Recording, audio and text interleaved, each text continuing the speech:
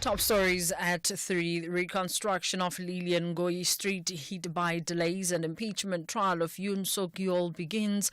For SAFM News, I am Onde Lambana and a very good afternoon. The reconstruction of Lilian Ngoyi Street in Johannesburg will face further delays, with the project now being pushed to 2026. However, city officials say the road will be accessible by August this year. This follows the announcement that the Johannesburg Road Agency ended its partnership with Step Up Engineering, the company contracted to undertake the rehabilitation project of the street. The road was damaged in July 2023 following an explosion caused by a gas leak underground. Transport MMC Kenny Kunene. It is by mutual agreement. It is not because Step Up could not reach their contractual obligations, but we also had our own challenges as the city in paying companies on time. And companies would spread their money in different projects. So there were technical delays also because City Power was involved, Joburg Water was involved. So there's a whole lot of issues that JRA and Step Up were blaming each other about. JRA decided to terminate and Step Up went to court. That's when I intervened and we reached this settlement. Kunene says the city has appointed Koroni Engineering to take over the project. The first phase, covering the stretch between Harrison and Grace Street, is scheduled for completion by August this year, while the second phase is set to be completed by August next year. By August, the first phase should be done. The first phase is the rehabilitation of Lilian Ngoyi. Is the work that needs to be done. The second phase is what we were planning to do to clean up the precinct, to deal with the walkways, to make it look beautiful. So it is more cosmetics. 3 people have been killed following a head-on collision between a truck and a minibus taxi on the N6 in the Free State. The incident occurred 3 kilometers from Smithfield. Police spokesperson Mahlamula Garedi says the truck was traveling towards Bloemfontein while the taxi was driving towards Rouville. The road has been closed to traffic. Emergency personnel are at the scene and the truck is still burning. All the deceased are occupants of the minibus taxi. The driver of the truck has been rushed to hospital. The matric class of 2024 in Mpumalanga has achieved a historic milestone after obtaining a pass rate of more than 60% in the mathematics since 1994. Announcing the provincial results, Education MEC Kathy Dlamini says the province has exceeded its overall targeting by 1.99% after obtaining an 84.99% pass rate. Dlamini says they are doing more to improve teaching and learning in the province. For us to strive to get better results, firstly, the environment must be conducive, starting with infrastructure. We know that besides the storm damages, as a province, we still have old structures. About 53 of our schools are very old schools that needs renovation. Just to motivate and encourage our teachers and our learners, we are having those challenges, but we're putting them in our priority. We also have 81 schools with some asbestos. We are dealing with those, and also the shortage of support staff in our schools. The impeachment trial of South Korea's suspended President Yoon Suk-yeol has started. The first of 5 hearings took just minutes, with Yoon not in attendance. The country's constitutional court is considering whether to remove him from office over his failed attempt to impose martial law. The BBC's Shaima Khalil reports. What the Constitutional Court has to decide now, and it has about 5 months to decide, is whether his actions were unconstitutional and whether they were illegal. If the impeachment is upheld, Yoon Suk-yeol will be out of power. He will no longer be president, and that will trigger a snap presidential election that needs to happen within 60 days. Recapping the top story, the reconstruction of Lilian Ngoyi Street in Johannesburg will face further delays, with the project now being pushed to 2026. However, the city officials say the road will be accessible by August this year. I am Onde Lambana for SAFM News headlines at 3:30. In sports this hour, Percy Tau bids farewell to Al Ahly. Reinach makes a return to South Africa, and Medvedev faces fine after smashing racket. More details at 3:30. SAFM 104 to 107 nationwide. Leading the conversation. I feel great, I feel nice. Kashem, what's the core? We're dwelling on the highest, the summer level. What are we? Uzalo. What's the core? No maswazi cause being a mama. Pefeni wants to kreta and get a kaya. It's the core on SABC Plus. Don't miss Uzalo at 8:30 weekdays only on SABC 1. Zanzi for sure.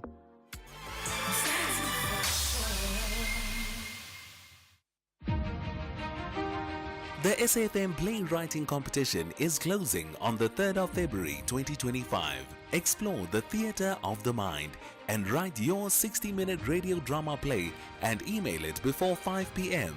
on the 3rd of February 2025. Late submissions will not be accepted.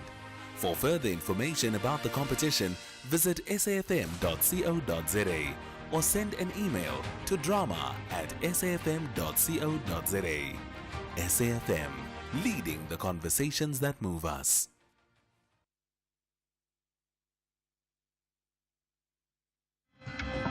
The National Pulse with Ashraf Garda on SAFM. You're listening to the National Pulse, weekdays 3 to 6 p.m. Let's say a warm welcome to you, a good afternoon. It is the National Pulse. My name is Ashraf Garda. The matric results have been announced from yesterday, today. Lots of celebration, some despair, I would think as well. But overall, a sense of, hey, that's wonderful. Let South Africa move ahead, isn't it?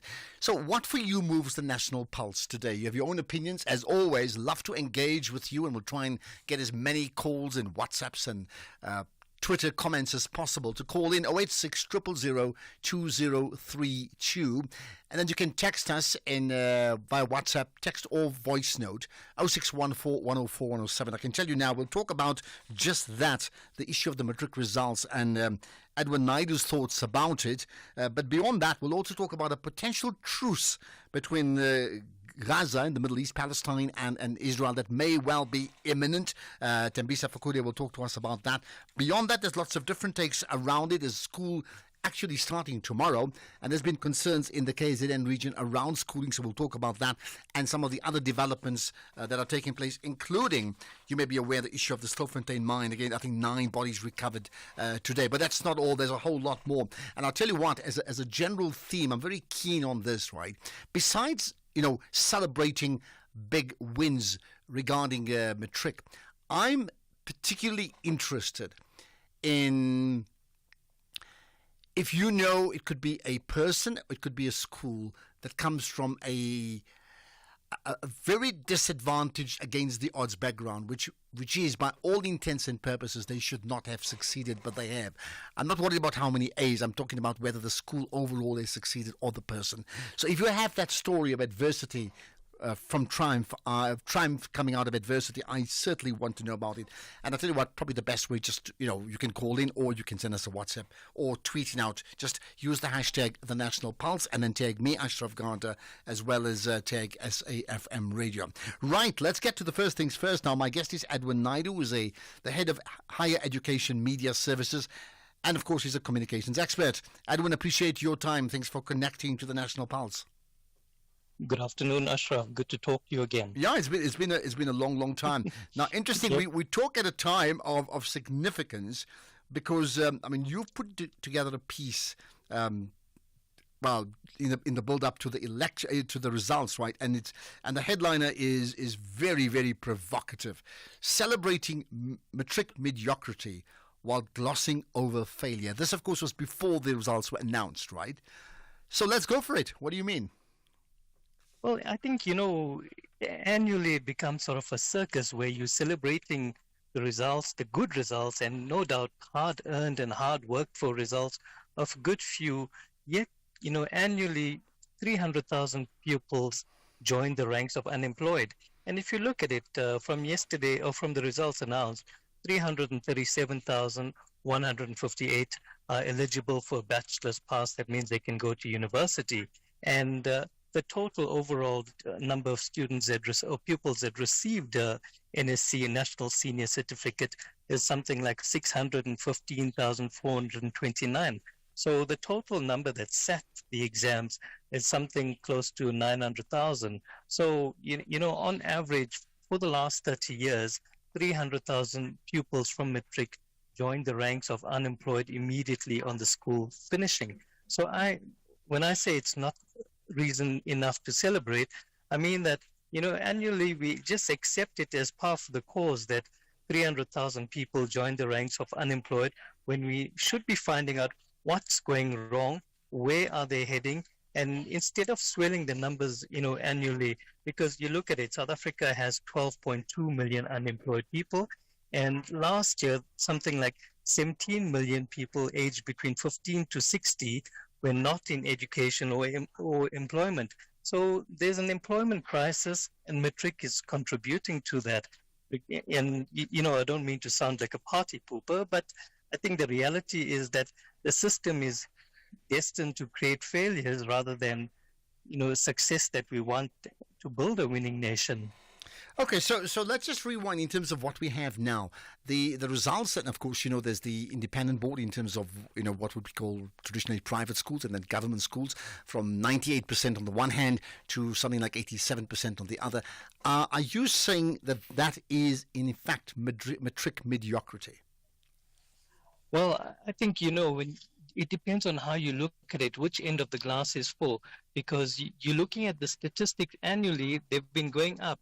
And when you look at the value and the quality of the passes, for example, when you say that 615,000 pupils have passed, only 337,000 are eligible. Their passes are good enough to get into a university.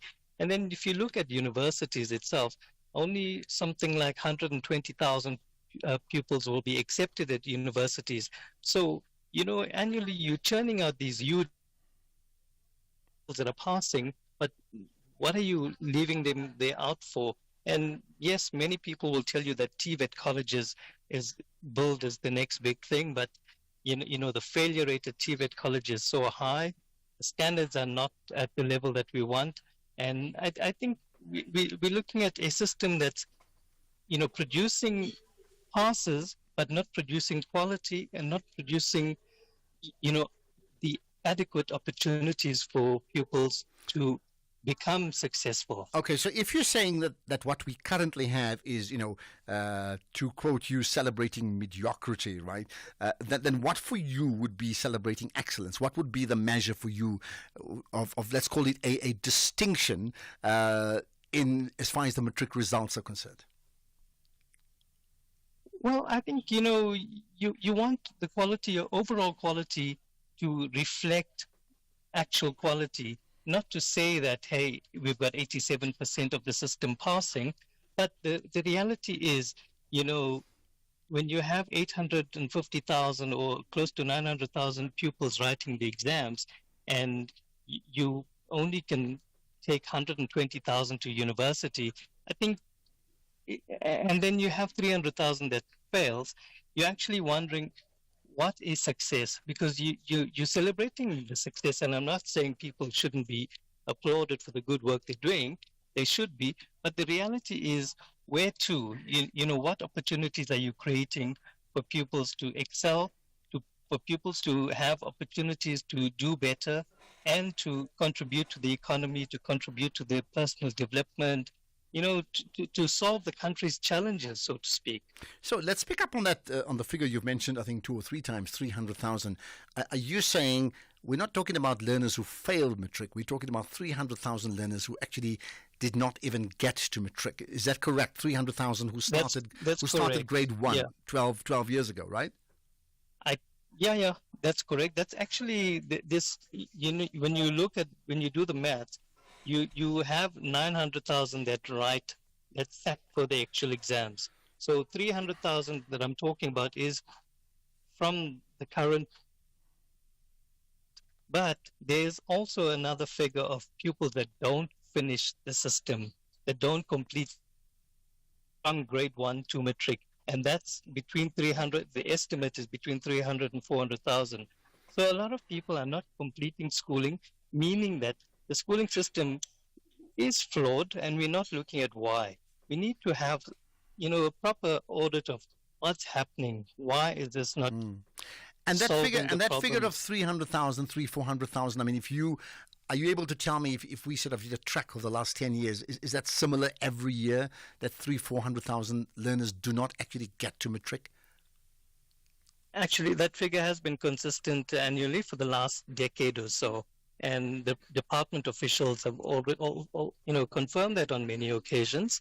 And I think you speak to economists who will tell you that it also feeds into the unemployment sort of statistics. Well, So I would think it does, yeah. it's something that's there, and for me, that's what we need to address to avoid this becoming a recurring problem. So how much attention is given to that? So, for example, when we announce the matric results, overnight now, right, how much attention is given to the 300,000? Say, by the way, did you know that, 5 years ago we had 500,000 people who didn't get to matric? This year it's only 300, so we've actually improved. Meaning, am I correct in saying that barometer, that measurement is not really being discussed? I think it gets lost in the euphoria about how well matriculants have done and how well as a country we've done. Yes, we all want to celebrate, the finishing of 12 years of school, but I think it's, for some, for thousands, hundreds of thousands, it's a story that's not finished because it's the start of a life of failure, a life, where the opportunities for someone who's finished matric is not going to be the same for someone who's not finished.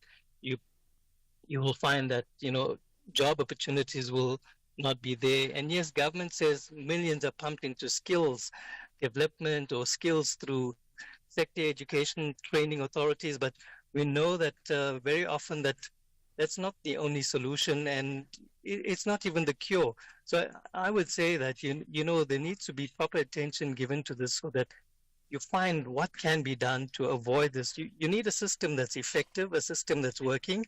And I'm not saying the system is a total failure, but I'm saying that you need to find out why annually this is a problem and how can it be fixed so that, it's not a story that we see annually that's playing out. Okay, so going forward, of course, I want to throw this open to the audience as well, because I'm sure they have many opinions about that. 300,000 approximate learners do not even get to matric in the first place. What about them? What, therefore, Edwin, as we then wrap up, what proposals would you suggest, moving forward? So besides the point about, glossing over the inadequacies, are there any other practical examples that you've given some thought to that you think, education should actually adopt?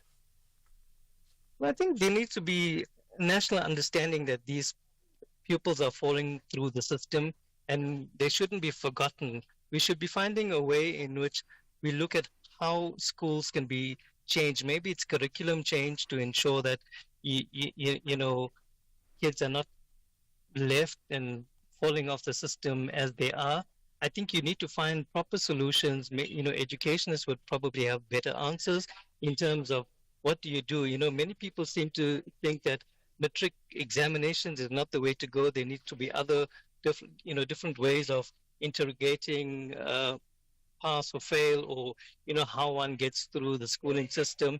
I think it just needs thought, because you can't have something that's being played out annually. And I suppose educationists need to sit around and say, these are the solutions, and this is how we can make South Africa and schooling better. Perhaps the last question to you would be this: what is the purpose of an education? And I'm doing that deliberately. I just want to get your thought of it. What is the purpose of education? And should, as you answer that, should the purpose of education mean at some stage to equip people to deliver the skills they need for them to be able to enter, the workplace environment? Is that the purpose of education, or is it something else?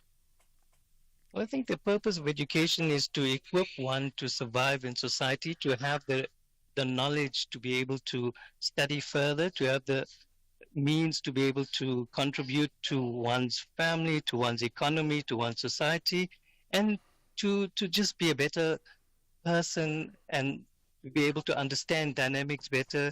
And that's very profound question, but I hope I've answered you. But Well, listen, right or wrong, that's the purpose of the debate, and that's why we call this show the National Pulse. So we've certainly put it on the agenda. Edwin Naidu, thanks for your time. By the way, feel free to tweet the piece that you've written, because I think it's certainly a very provocative piece, and we've made the point already about your thoughts about celebrating mediocrity is in fact what Edwin Naidu is saying. So thank you for that, and I'll welcome further feedback on it. Appreciate your time. Well, this is the National Pulse. So would you like to add to this?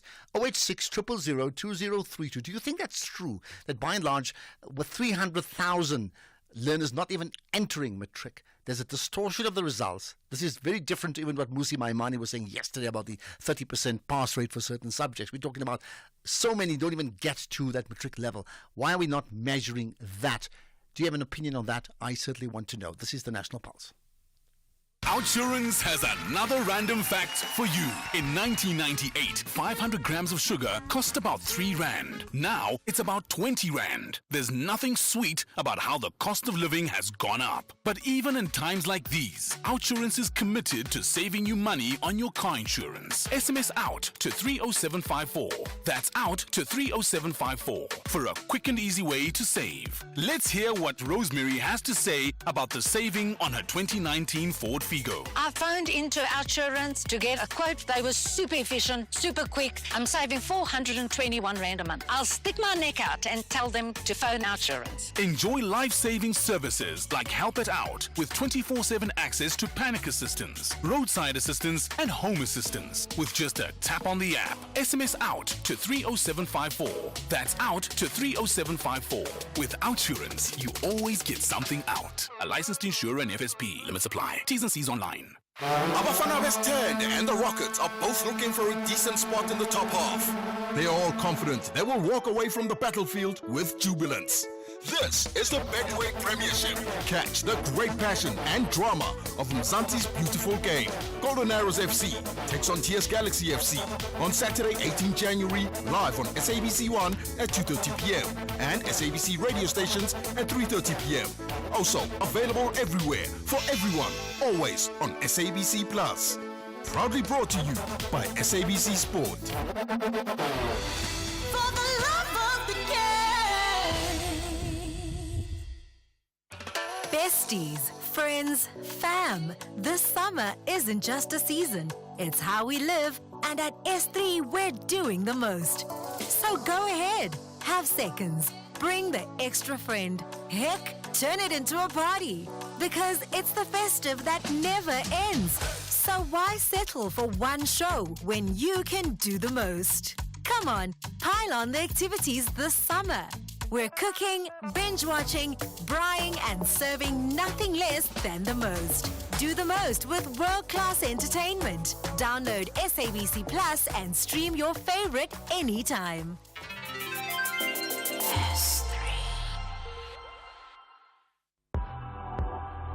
X at SAFM Radio and at Ashraf Garda. Okay, we're going to talk about what I call ceasefire loading coming up shortly between potentially, Gaza in Palestine and Israel. We'll talk to Thembisa Fakuri about that in a moment or so. Let's get your quick thoughts on some of the biggest issues that moves the National Pulse. Mandla, you have a thought. Hi. Yes, Ashraf, can I please comment on the content issue, and then I can comment on the education issue tomorrow. All right, go ahead, very quickly. Go ahead. Yes, Ashraf, you had a caller last week who said he was not proud to be a South African because the government was engaged in mass starvation.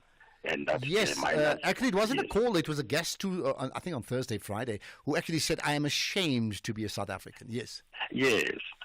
But then, Ashraf, I have a problem with that because he says we must not call the miners illegal because there is no court case that has found them illegal.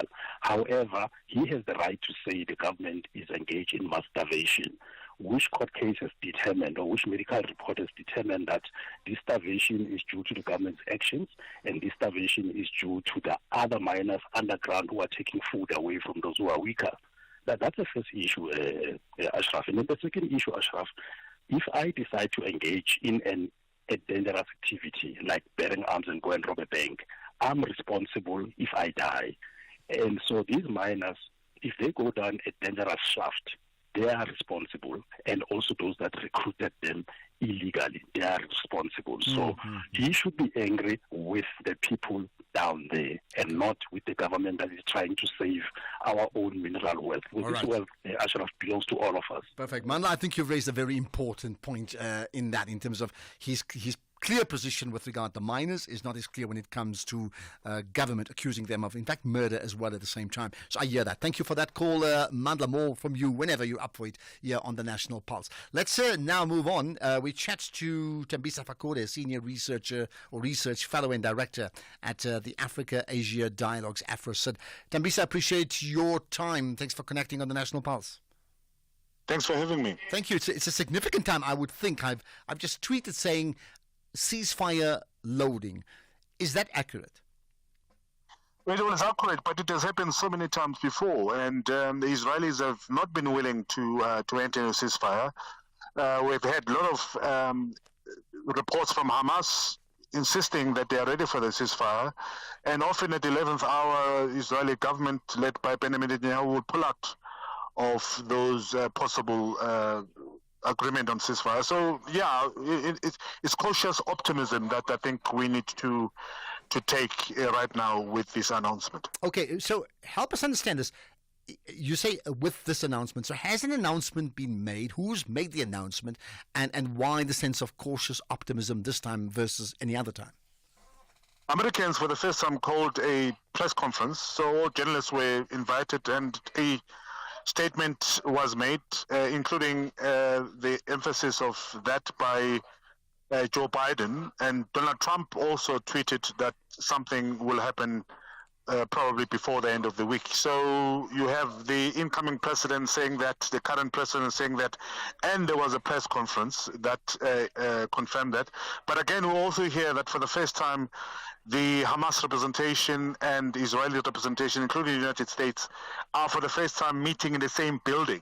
In other words, to shorten the distance of them moving to and fro different places during this negotiation. That in itself indicates, or is indicating, that something realistic is afoot. Okay, so at this point in time, there's a wish list. There's a clear indication that something may happen, and I think the point that Trump takes over next week is rather, is an important point in all of this, right? Do we have a sense, however, in terms of what the terms of this agreement would be? We don't have much, except that there is an agreement which was reached some couple of days ago, where 34 hostages, Israeli hostages that are currently held by both Hamas and Islamic Jihad, are going to be released. In return, there's going to be a number of Palestinians, not quite sure how many Palestinians prisoners are going to be released. And again, the wording is still yet to be confirmed whether this is going to be a permanent ceasefire or a temporary ceasefire. So, a lot has been discussed about the position of Joe Biden in the past, and what he could do and what he did not do. What has been different this time round, that suddenly there's a clear sense of escalation before Trump takes over? This current genocide that's ongoing was started during the tenure of Joe Biden. It continued. The brutality and severity of the situation in Gaza, West Bank, and in Lebanon, all of this occurred and happened during the tenure of Joe Biden as the President of the United States. So he oversaw this genocide, and I think many people do believe that he's trying to cleanse himself from future accusations of him having aided the current genocide. It's all about saving his and protecting his legacy as the President of the United States. He's hoping, of course, that by the time Donald Trump comes in on the 20th of January this year, some sort of ceasefire would have been achieved.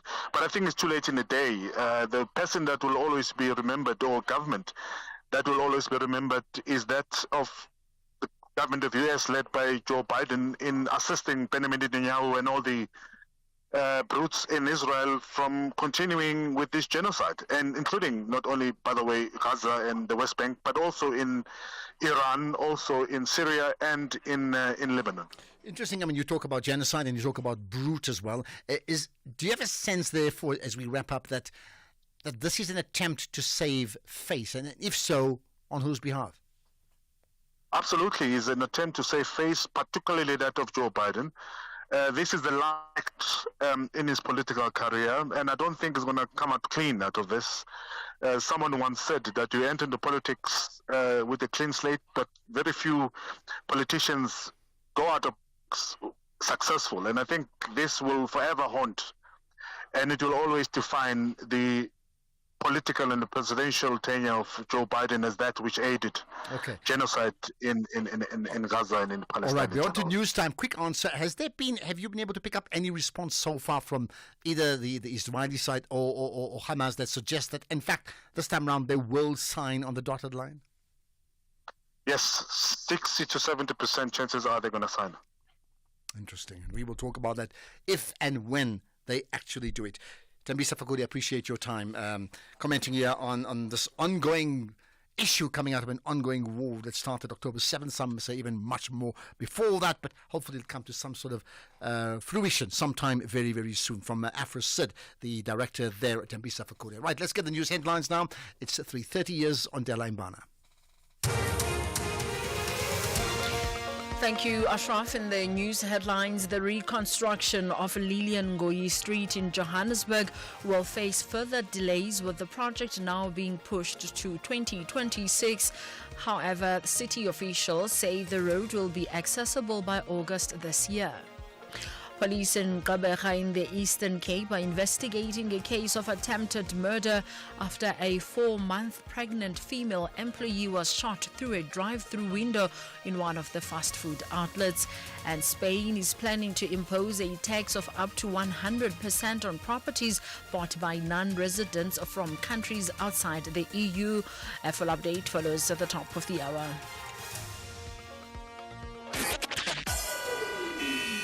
SAFM, guiding you through the rush hour traffic. Good afternoon. Starting off in Gauteng, the N1 southbound in Maritzburg has a truck crash reported at Albertina Sisulu Road, and N Street in Centurion is closed to and from John Foster Drive, Rabi Street Junction due to flood damage at Henops River. In KZN, Umgeni Road westbound slow moving through Springfield Park.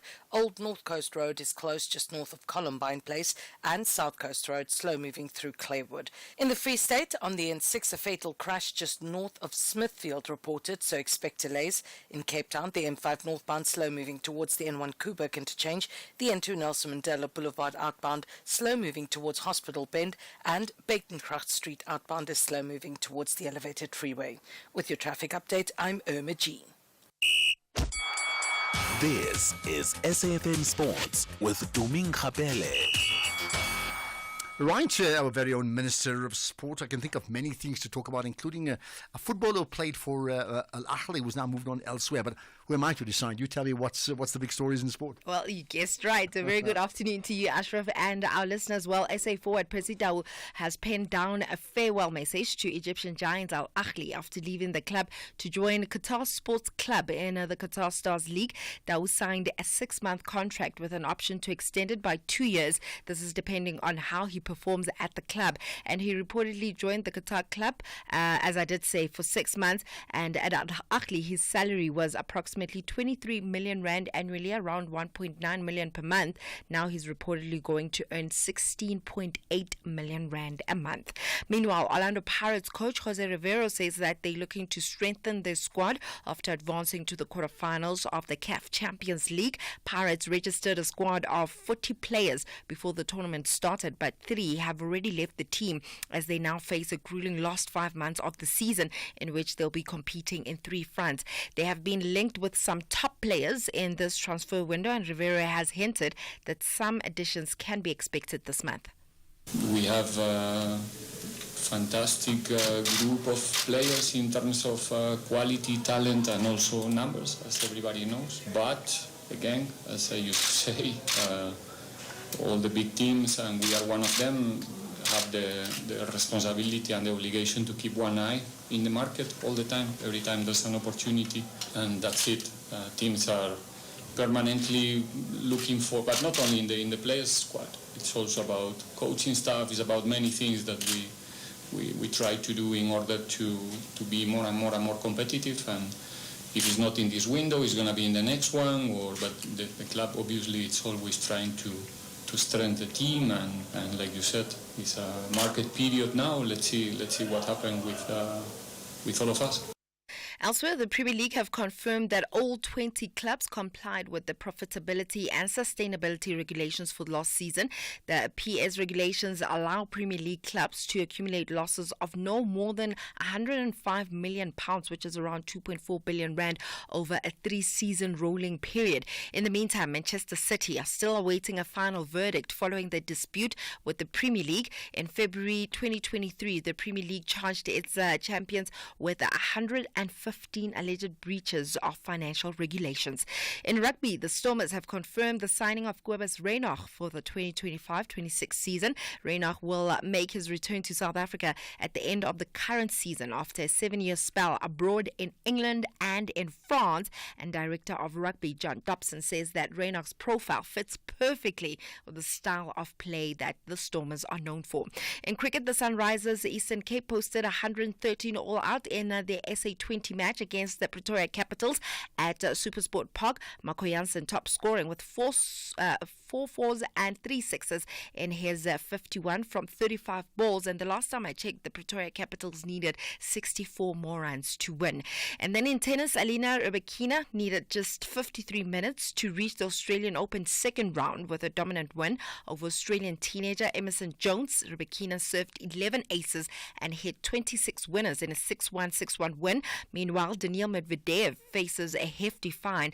This is after smashing his racket and net camera in an epic temper tantrum after battling through a 5-set roller coaster to start his Australian Open today. Medvedev lost his cool in the third set before beating Kasit Samrej 6-2, 4-6, 3-6, 6-1 and 6-2 on Ratleva Arena. Bulkheads had to sweep up the debris when he lost the game and said while the match was postponed briefly as officials ran repairs on the net, he now faces a big penalty. Yeah, the tempers of tennis players. Oh my goodness. And them not accepting when things are not going their way. I did watch John McEnroe with great interest in those years. I mean, it was something else, isn't it? Yeah. Right, listen, do you want to... Percy Tau? An interesting move. I mean, it's a good move. First of all, what is it? He's earning 16 times the money he was already earning literally in Egypt. Yeah, he used to earn 1.9 million and now he's going to earn 16.8 million rand. And I think so 8 times more per month. Per month, yeah. Per month. Is it a good move? I mean, money-wise, it's incredible. That's the thing. That's why I'm saying it's an interesting move. Perhaps he's looking at it financially because it's a 6-month contract. Obviously, they're going to look at his performance, and he hasn't really been as consistent as one would want him to be. But it'll be interesting to see how he's going to perform over there. An interesting one is that Kaizer Chiefs actually also wanted him, and he turned that one down. Okay, well, they probably can't give him 16 million rand a month. Clearly not. I mean, I do think, I must say this much, and I think maybe one of what the audience would think as well, is no matter what Percy Tau has achieved, and he's won many titles in South Africa, and then, of course, with Al Ahly in Egypt, right, and what he may well do in Qatar, I always wonder, having played, I think, in Belgium, if I'm not mistaken, and then got into Brighton for a short while, I always wonder, do you think if you give him all the money of the world in the one hand and cracking it in the English Premier League on the other, in his overall career, which one will be more significant? I'm sure it's the Premier League, maybe. But then he hasn't done it. You see, that's the point. He stepped out, which for me is the big wonder. What would you say, money or the Premier League? Think about that. If you think you cannot afford a lawyer, think again. Clientele Legal has made professional legal services affordable for you. Whether it's a civil, criminal, or labor-related matter, we have a nationwide panel of attorneys standing by to assist you. SMS SAFM to 32195. That's SAFM to 32195 and we'll call you back. Clientele General is a licensed non-life insurer and an authorized FSP. Standard rates and terms and conditions apply. Are you looking for the best spectacle and sunglass deal? With Specsavers buy one get one offer, you get great value for money. You know you can trust us with over 350 stores nationwide. Get a free pair of branded prescription sunglasses up to 3,200 Rand when you purchase a comprehensive eye test and spectacle frame with lenses on your first pair. Choose from top brands like Police, Hugo, Tommy Hilfiger, Carolina Herrera and more. There really is no reason to go anywhere else. Affordable eye care, Specsavers. T's and C's apply. VfB Stuttgart are strategizing on how to secure a dignified top half position, while RB Leipzig are aware of how crucial victory will be for them to rise higher. This is the Bundesliga, football as it's meant to be. Catch VfB Stuttgart versus RB Leipzig on Wednesday, 15 January at 9:30 p.m. Live on SABC Sport on DTT Channel 4. Also available everywhere for everyone, always on SABC Plus and SABCSport.com. Proudly brought to you by SABC Sport. For the love of the game.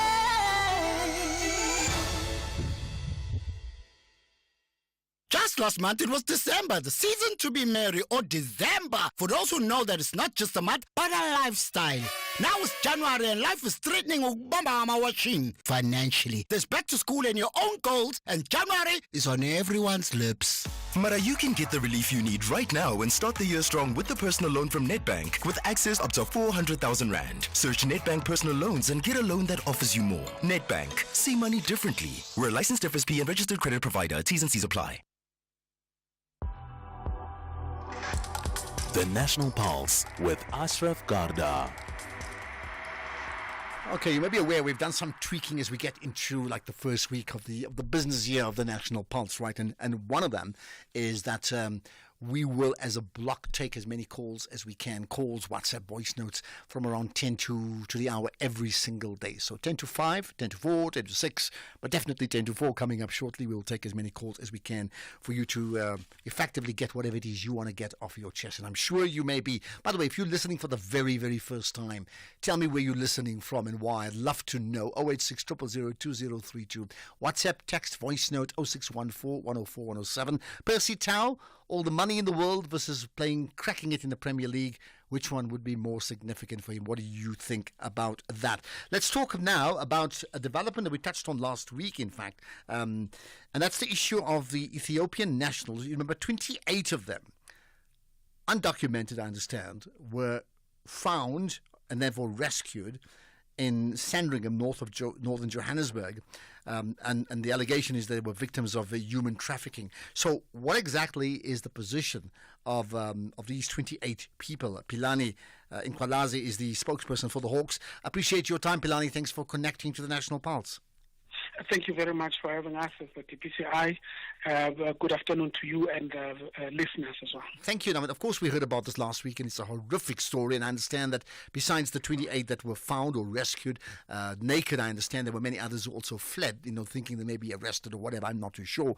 How does then one take this case forward? I mean, what have you done? Well, quite a lot has been done, and of course, we were not working alone since that afternoon, that evening rather, because it was on Thursday evening last week. We worked with the JMPD during that arrest, and of course we were assisted by the members of the public who saw, suspicious activities that were happening in that particular house, and informed the police, who reacted swiftly, and the joint police team then rounded up about 28 alleged victims at this stage, we would call it that. And of that 28, of that 28, about 11 were injured and taken for medical care, and of course they've now since been released, and others were found from that house. They've all appeared on Monday. So when you say that they've been released, so released where? Oh, yeah, no, my apologies, that one. I was referring to the hospitalization, those that were taken to hospital. Okay. They sustained minor injuries, and they were taken for medical care, and they were released from hospital. Okay, so as in discharged. Okay, got that right. You'd have been discharged and then taken to the police custody. And around about the same time on the night, we then arrested 3 suspects who were allegedly keeping the rest of the 28 that we've mentioned against their will in that particular premises. Okay, let's talk about those 3 that were arrested. So what's happened to them? So what happened to them is that investigation continued on Friday. In short, what had happened is that one of the 28 victims was released because he was identified to have been kidnapped back in November last year. And then a case docket was opened, and because they allegedly demanded 180,000 rand. So the trio, again, apart from the incident of keeping people hostage, they were basically linked to the Benoni case of kidnapping. So on Monday, they appeared on the Benoni case of kidnapping, and the matter was postponed. And that victim, amongst the 28, who was already in the country in South Africa, who was then kidnapped in Benoni, was reunited with his family and was released. So the 28 that appeared in court, so meaning we have 29 number, I beg your pardon. We have the numbers of 29 apart from the 28, because the 28 appeared in court and the matter was postponed also for further investigation. That relates to the charges of basically not having South African documentations, being illegal in the country. Because when on Friday morning, when we received assistance from various government departments, Home Affairs, as well as your social development, we also sourced the services of an interpreter who speaks the language understood by Ethiopians. And we then found 3 of them that were interviewed on that day, agreed that they stated on their statements that they came to the country willingly, so that meant that the charges would be not those of, or they might not be viewed as human trafficking victims, but rather people that are smuggled inside the country, because they've stated that they were willing, they came here willingly. So there's a huge difference between smuggling of persons and human trafficking victims, because the difference is very important. That human trafficking victims, there's always an underlying issue that is that of exploitation, whether it's sexual exploitation, whether it's hard labor related. There are those issues. While smuggling, there's an agreement between the two to break the law. The other one is aiding. The other one has intention to go illegally. And then after that transaction, under normal circumstances, once they are in, they go separate ways. There's no need for, oppressing one and keeping them against their will. But we also find in that once you are being aided by criminal syndicate, in as much as you may be willingly being smuggled, if that's the case, you might find these criminal syndicates, they keep you against your will, and until certain payments are done to those that perhaps want you, whether it's relatives or whoever. So that is the challenge that we are facing, because the lines are blurred, and amongst that 28, it could be that there are victims of human trafficking. Amongst that 28, it could be that there are those that were smuggled and agreed, but due to payment issues, they were kept against their will, and they had to escape. So, I mean, therefore, it's very possible that you could have a person who would be active participant in being smuggled willfully. Correct. But then that transforms into being a victim of human trafficking down the line because of other circumstances that then develops in South Africa either way, isn't it? Correct. Those are the issues that we are investigating, and it must be also understood that this is not the first incident of Ethiopian nationals being held against their will, held naked, that were found in that area. There was an incident sometime last year. So it means we are looking at a possible syndicate that is operating in ensuring, undocumented nationals are brought into the country. So the operation of that syndicate are a subject of our investigation, and hopefully we'll get to the bottom of it. And can you confirm whether those 3 leaders who are part of the operations, are they also Ethiopian nationals or not? Most definitely, yes. All those that are involved are Ethiopian nationals. Yes, the 3 that were arrested, and of course more charges may be added against them. That would include, trafficking in persons, as well as that kidnapping, and of course there is that charge of possession of illegal possession of firearm. Just lastly, if they found guilty of human trafficking, what would be then the conviction? Well, there is a prescribed convictions, and they differ per cases. I just do not have the document right now in front of me because I don't know. I don't keep it off by heart. But there are prescribed sentences. However, the court uses also its own discretion to deviate from the prescribed sentence based on the circumstances of an individual. So, in as much as there may be a prescribed sentence for each charge, but the court is at liberty to use its own discretion and see what is the appropriate sentence based on the circumstances of the individual. And of course, the NPA on our side, we believe that as we are working hand in glove with the NPA, we have a strong case against the individuals.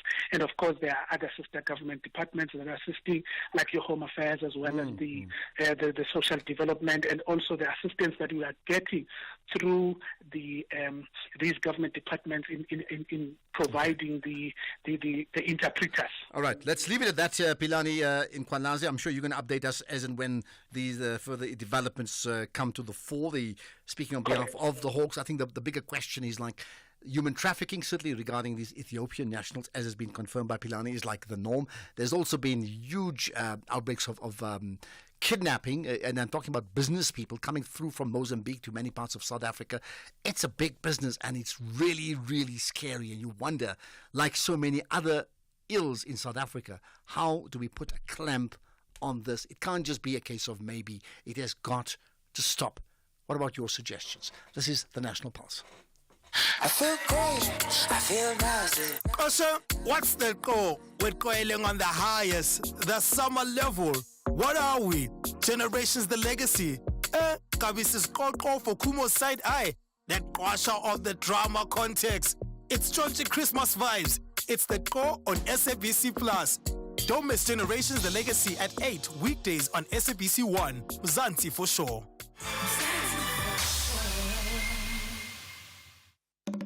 After a 0-0 draw at Orlando in December, the Northern and Southern African Giants meet again.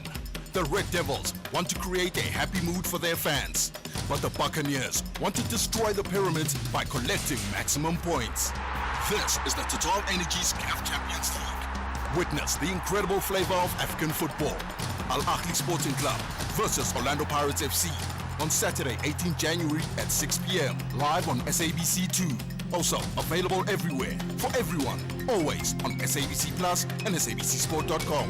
Proudly brought to you by SABC Sport. For the love of the game. At Business Outsurance, ensuring your business is our business. Switch to Business Outsurance today, and you could get a massive 20% discount on your business insurance premium. Get affordable cover to protect your business against everyday risks. Get the best business insurance at the best price for your business. SMS quote to 43328. That's quote to 43328 to switch and save today. Licensed insurer and FSP. TCs and information online. X at SAFM Radio and at Ashraf Garda. With the school year starting tomorrow proper, someone made a comment, in fact more than one person, to say, come on, let's talk about the outrageous costs of stationery, which is over and above the cost that you would pay for actual school fees. Like, it's a crazy story. You have any numbers, you let me know. Let's get comments now. Tertia du Plessis was to comment on education. Hi, Tertia. Good afternoon, Ashraf and listeners.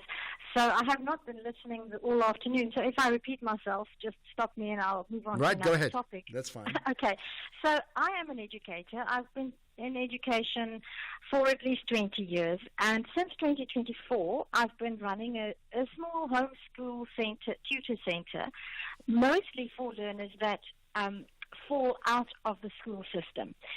And therefore, my field of expertise and my experience is exactly with those learners that often will not make it to matric unless there's some major intervention. So firstly, I have to just congratulate the matriculants who passed and take nothing away from the hard work that educators do every single day. And I know that educators face circumstances that most people will not tolerate in terms of large classes. And the list can go on. But there's just two things that I would like to mention.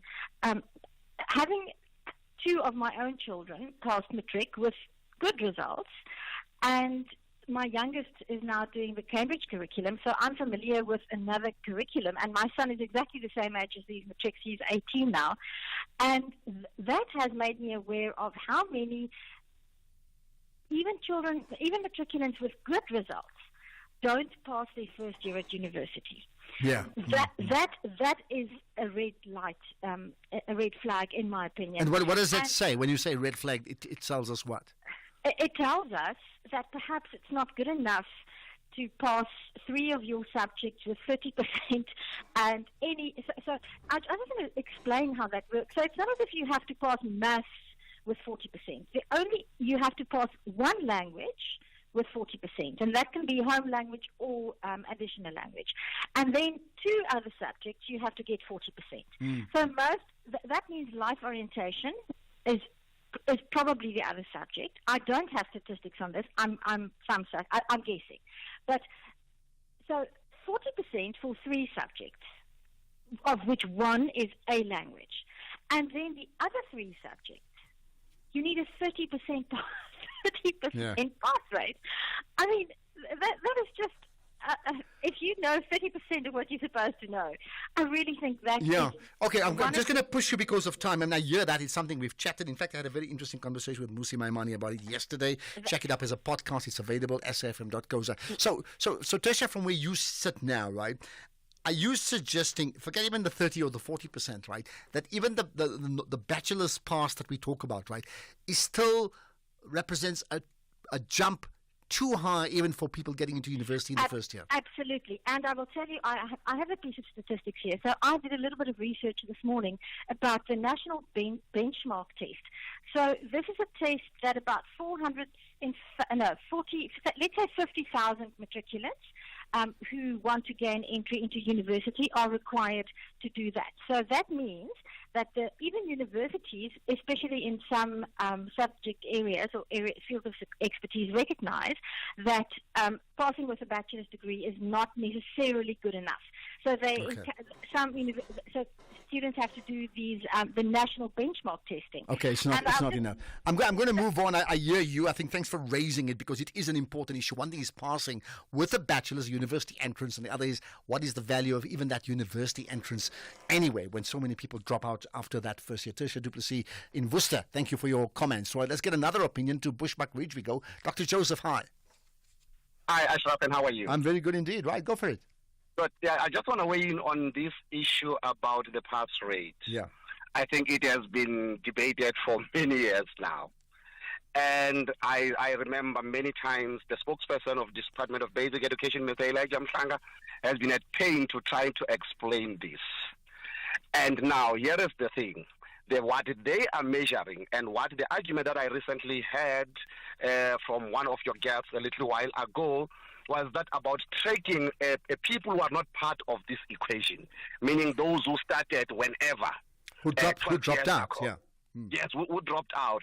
But this thing it has been explained for so many years that this is tracking those people in October who sat for the senior certificate, those thousands, and how many of those wrote the exams and passed, and how many of those wrote the exams and failed. That's what they're tracking. No, I think we hear that. I think that the conversation that we had even earlier today with Edwin Naidu is, it's not what you're saying. He's saying the bigger problem is not how many failed from those that actually wrote the exam.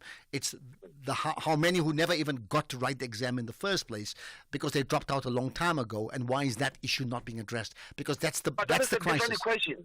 That is a different equation that they shouldn't be part of this. This is so if they want that indicator to be now reported. So they must come up with another system. But this system, it has been like that for many years. Okay. For many years. Well, it is a different equation, but it's an equation that I'm very interested in hearing, because I do think. Yes, I'm certainly interested. I think it is a measure of our country. Exactly. If 300,000 students that enter 12 years ago do not get to matric, that is a big issue. Dr. Joseph, thanks for your call. Right, we'll take more calls in a moment. In fact, here's a WhatsApp from a new listener.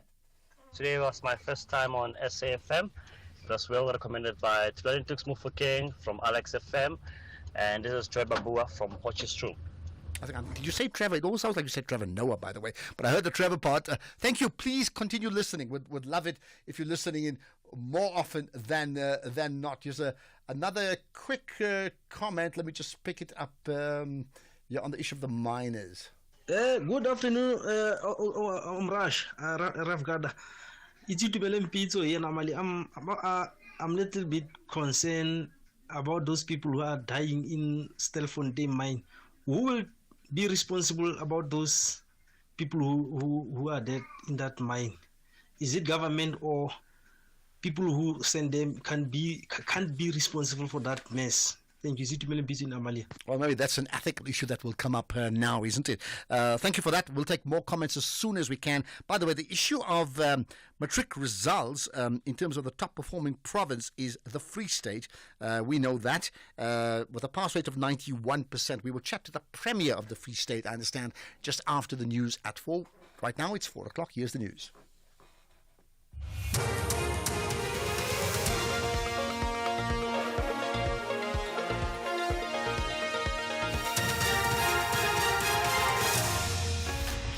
Thank you, Ashraf. Top stories at 4. Police investigate a case of attempted murder on a Gqeberha woman, and the reconstruction of Lillian Ngoyi Street hit by delays. For SAFM News, I am Ondelambana, and a very good afternoon. Police in Gqeberha in the Eastern Cape are investigating a case of attempted murder after a 4-month pregnant employee was shot through a drive-through window in one of the fast food outlets.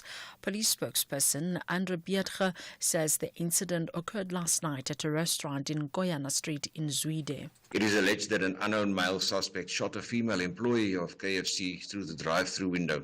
She is 4 months pregnant and was rushed to hospital for medical attention. The suspect drove a white Nissan double cab bakkie, and SAPS are looking for the suspect. An attempted murder case was opened and is being investigated by the police in KwaZulu. The reconstruction of Lillian Ngoyi Street in Johannesburg will face further delays, with the project now being pushed to 2026. However, city officials say the road will be accessible by August this year. This follows the announcement that the Johannesburg Roads Agency ended its partnership with Step Up Engineering, the company contracted to undertake the rehabilitation project of the street. The road was damaged in July 2023 following an explosion caused by a gas leak underground. Transport MMC Kenny Gunene. It is by mutual agreement. It is not because Step Up could not reach their contractual obligations, but we also had our own challenges as the city in paying companies on time. And companies would spread their money in different projects. So there were technical delays also because City Power was involved, Joburg Water was involved. So there's a whole lot of issues that JRA and Step Up were blaming each other about. JRA decided to terminate and Step Up went to court. That's when I intervened and we reached this settlement. The 39-year-old man accused of allegedly killing 8 people in Pinar, Mpumalanga, has been remanded in police custody until next week, Tuesday, for a formal bail application. The man is alleged to have gunned down 6 people at a tavern and wounded 6 others in the early hours of Saturday morning. 2 of the victims succumbed to their wounds while in hospital. The suspect's legal representative, Kosingiphile Maluka, says they still need to properly consult with the client and gather more information on the matter. We have confidence also in our criminal justice system, but the accused or my client, like any other accused, he has rights which he must also enjoy whenever he's also accused of any offense. So we believe that the investigation is going to proceed, and then the rest we are going to see when we apply for bail on Tuesday. And taking into account that it was already late when I met him, was already tired and he wanted to rest. So the only thing that I managed to get was to confirm his previous convictions, since they are always important when during his first appearance, and also the issue of him having any pending cases. Minister of Higher Education Dr. Nobuhle Ngabane has encouraged the matric class of 2024 to venture into tertiary studies that will help them find jobs. Ngabane was addressing some of KwaZulu-Natal's top matric achievers at an award ceremony in Durban. The province obtained an 89.5% pass rate. Ngabane expressed the importance of equipping students with the skills that are necessary for developing the country's economy. As we navigate this transformation, we must equip our students with the competencies required to succeed in a rapidly evolving job market. We just want to appeal to you learners today that when you enroll, try to match our economic demands to the skills demand so that we can produce graduates who are employable, or rather choose programs that can lead you to entrepreneurial pathways. Spain is planning to impose a tax of up to 100% on properties bought by non-residents from countries outside the EU. The country's Prime Minister, Pedro Sanchez, did not say how the tax would work or when it will be presented to Parliament. Speaking at an economic forum in Madrid, Sanchez said the measure was needed to help tackle the country's housing shortage. In the year 2023 alone, non-residents from outside the European Union bought around 27,000 houses and apartments in Spain. They didn't do it either to live in them, nor for their relatives to live in. They did it mainly to speculate, to make money with them. Something that in the context of shortage, the residential shortage in which we live, obviously we cannot afford. Recapping the top story, police in Gqeberha in the Eastern Cape are investigating a case of attempted murder after a 4-month pregnant female employee was shot through a drive-through window in one of the fast food outlets. I am Ondelambana for SAFM News headlines at 4:30. In sports this hour, some Paris Olympic medals to be replaced after deteriorating, and South Africa to host Under-23 Men's Basketball World Champs qualifier. More details at 4:30. SAFM, guiding you through the rush hour traffic. Good afternoon. Starting off in Gauteng, the M1 southbound in central Johannesburg, slow moving towards Crown Interchange. Winnie Mandela Drive southbound in Bryanston has delays towards Ballyclare Drive, and the N1 northbound in Midrand, a stationary vehicle near Allendale Road. In KZN, the N3 westbound is closed at Spaghetti Junction, causing delays. The N2 northbound has a crash before Queen Nandi Drive. The N3 westbound, a stationary truck at Key Ridge, and Umgeni Road westbound, slow moving through Springfield Park. In the Free State, on the N6, a fatal crash reported just north of Smithfield. You are to expect delays. In Cape Town, the N1 outbound slow moving towards Okavango Road exit. The M3 southbound slow moving towards Rhodes Drive. The M5 northbound is slow moving towards the N1 Kuburg interchange, and the N2 Nelson Mandela Boulevard outbound slow moving towards Hospital Bend. With your traffic update, I'm Irma G. The Bees want to be all over the pitch and keep the 3 points on home ground. It could be 5 to Brentford. There's Wishers in here. Brentford have got 5 goals at St Mary's. Meanwhile, the Reds want to emphasize that they will never walk alone, but with victory. Lovely ball. Gakpo. Goal! Brilliant as well, as ever, from Cody Gakpo. This is the Premier League, striving for excellence. Experience the glittering encounter between Brentford FC and Liverpool FC on Saturday, 18 January at 4:30 p.m. live on SABC3. Also available at your fingertips on SABC Plus. Proudly brought to you by SABC Sport. For the love of the game.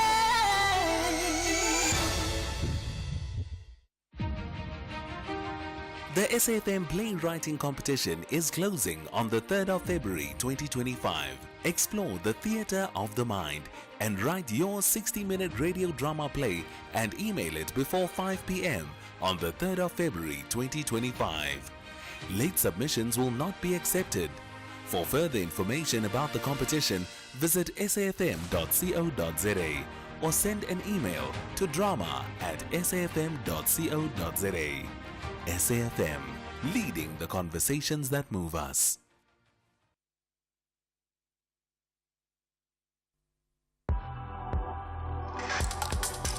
The National Pulse with Ashraf Garda on SAFM.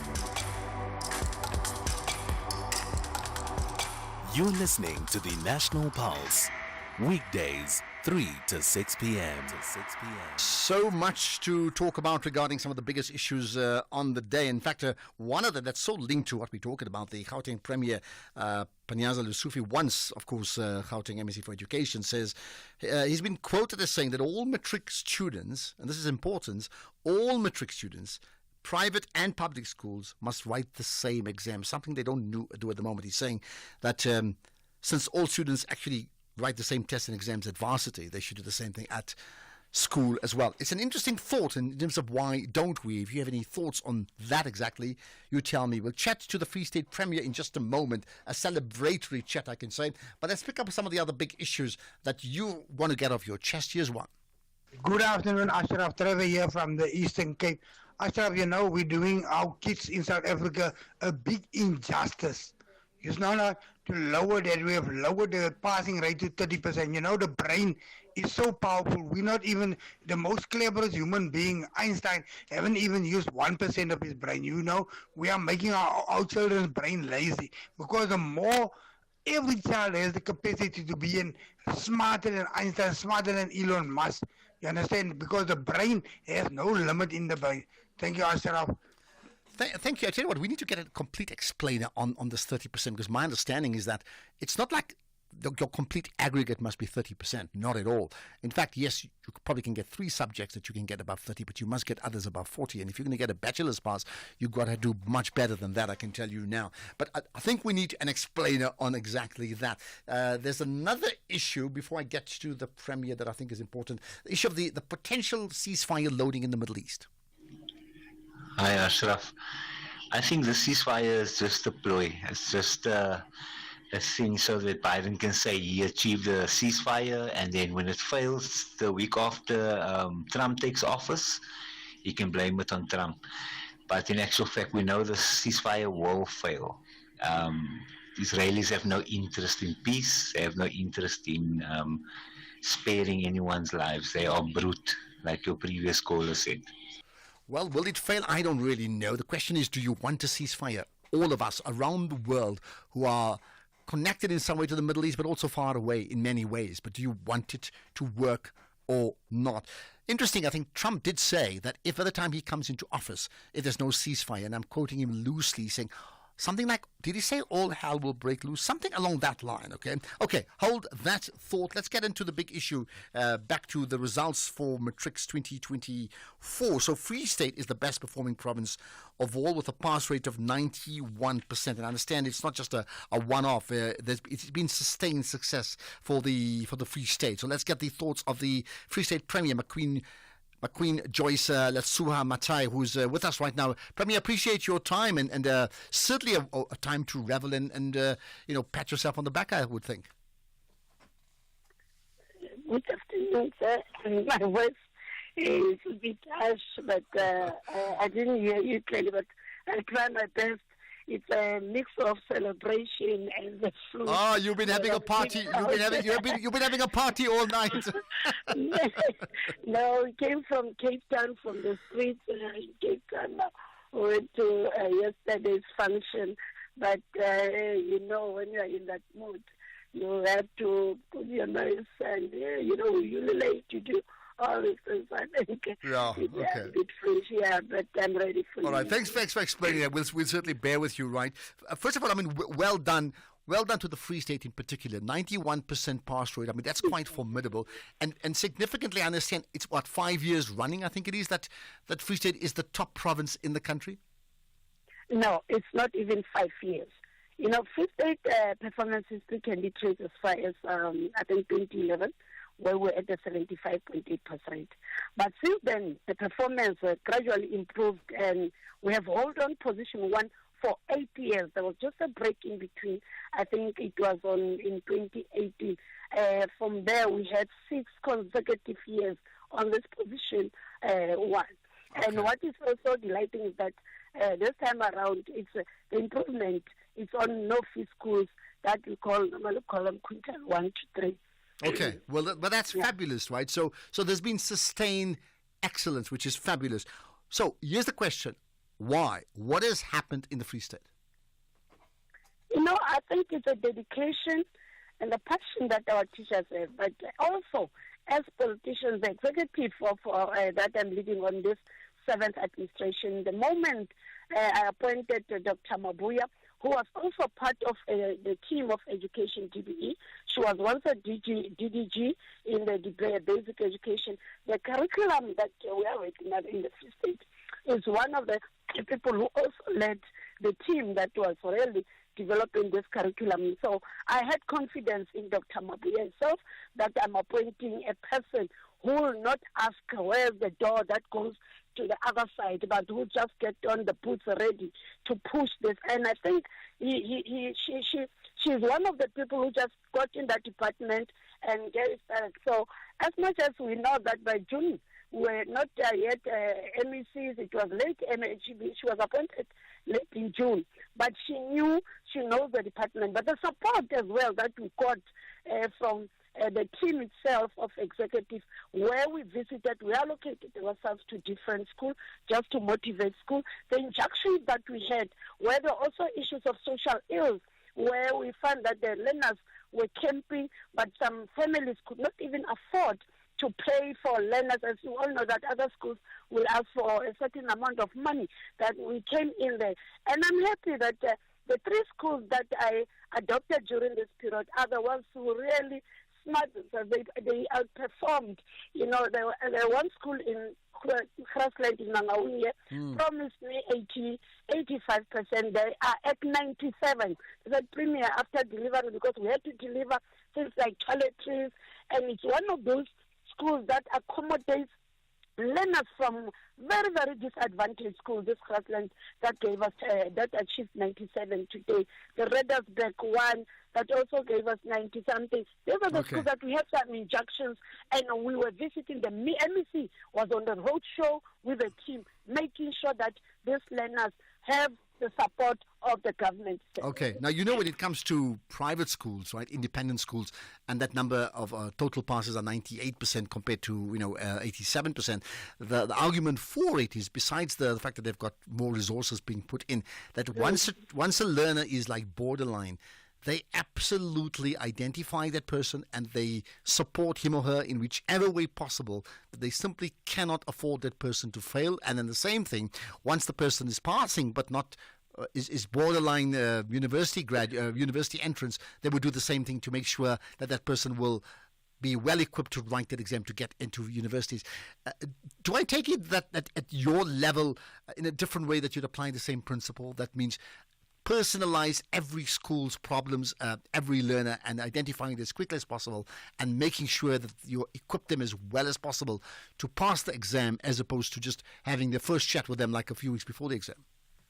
Exactly. Not only the learners, but unfortunately, we cannot even compare the independent school. You are rightfully saying they got resources, and even the size of the number of learners is not equal to the numbers of the quintile 1 to 3. So we can imagine the teachers that are working with these learners who are in this quintile 1 to 3 schools, and mostly that are known as public schools. But what I also want to share with you is that the first person who is of an assistant to a learner is the teacher. Our teachers are playing different roles. They are teachers in classes, but at the same time, at some point, they become social workers because they are able to see when a learner is being bothered, when the learner is not participating in classroom. They are the ones. I'll make one example where I visited the Petersburg area, where the teachers could identify that these kids were molested, others were sexually abused, and it was teachers, not even the parents, who could identify that. And we were called there, and the teachers had to call the police. The police had to arrest. There was an old man of 85 years or 82 years who was arrested in that area. Not because the parents knew about the learner. It's the teachers. It shows the role that the teachers are really playing on this learner. So out of what they'll be raising, and we have also just agreed now with MEC that we'll have to partner with social development as well and make this visits to schools. They need to identify. We do have social workers in education, but I don't think they're sufficient enough. But we really have to work together with social development in making sure that we assist the Now, the other part is a conversation I had earlier with Edwin Naidu, who spoke about us in broad strokes celebrating mediocrity, suggesting that, you know, never mind the 600,000-700,000 learners that sort of pass a matric exam in the government schools. There are 300,000 that actually enters grade 1 that doesn't even get to grade 12. And why are we not talking about that mismatch? What has happened to them? What's the position in your province?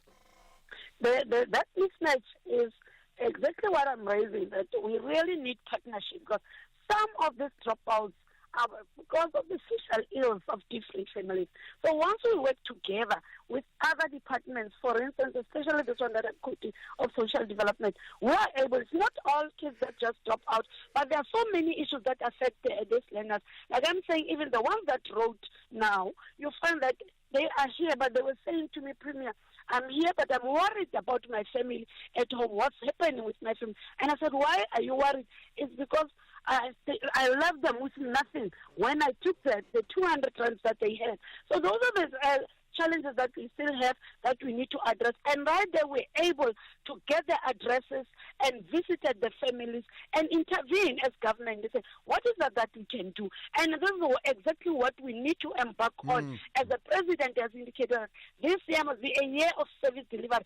Service delivery is not only linked to what municipality has to give, it's even us that we have to give to learners. It's part of service delivery, making sure that these people are coming from families that are really, really supportive of them. But you cannot have a family that will support a learner when it's still in poverty. All right, so to end with the Premier, you said lots of things. I understand your top learner is only 16 years old anyway, which is another whole milestone in its own right. But here's the thing.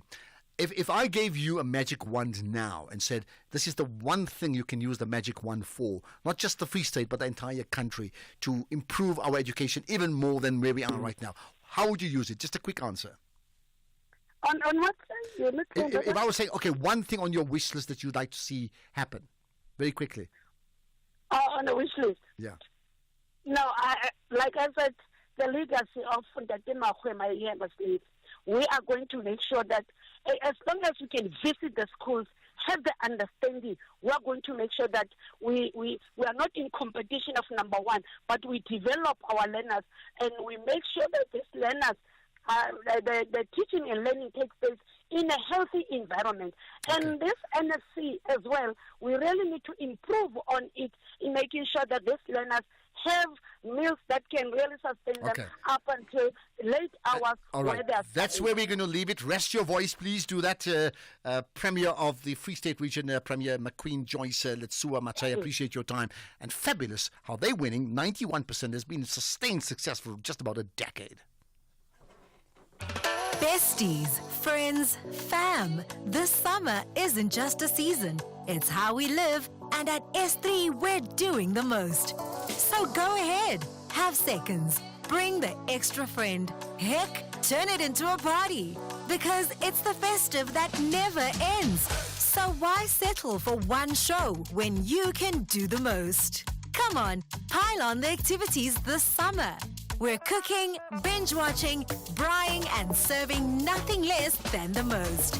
Do the most with world-class entertainment. Download SABC Plus and stream your favorite anytime.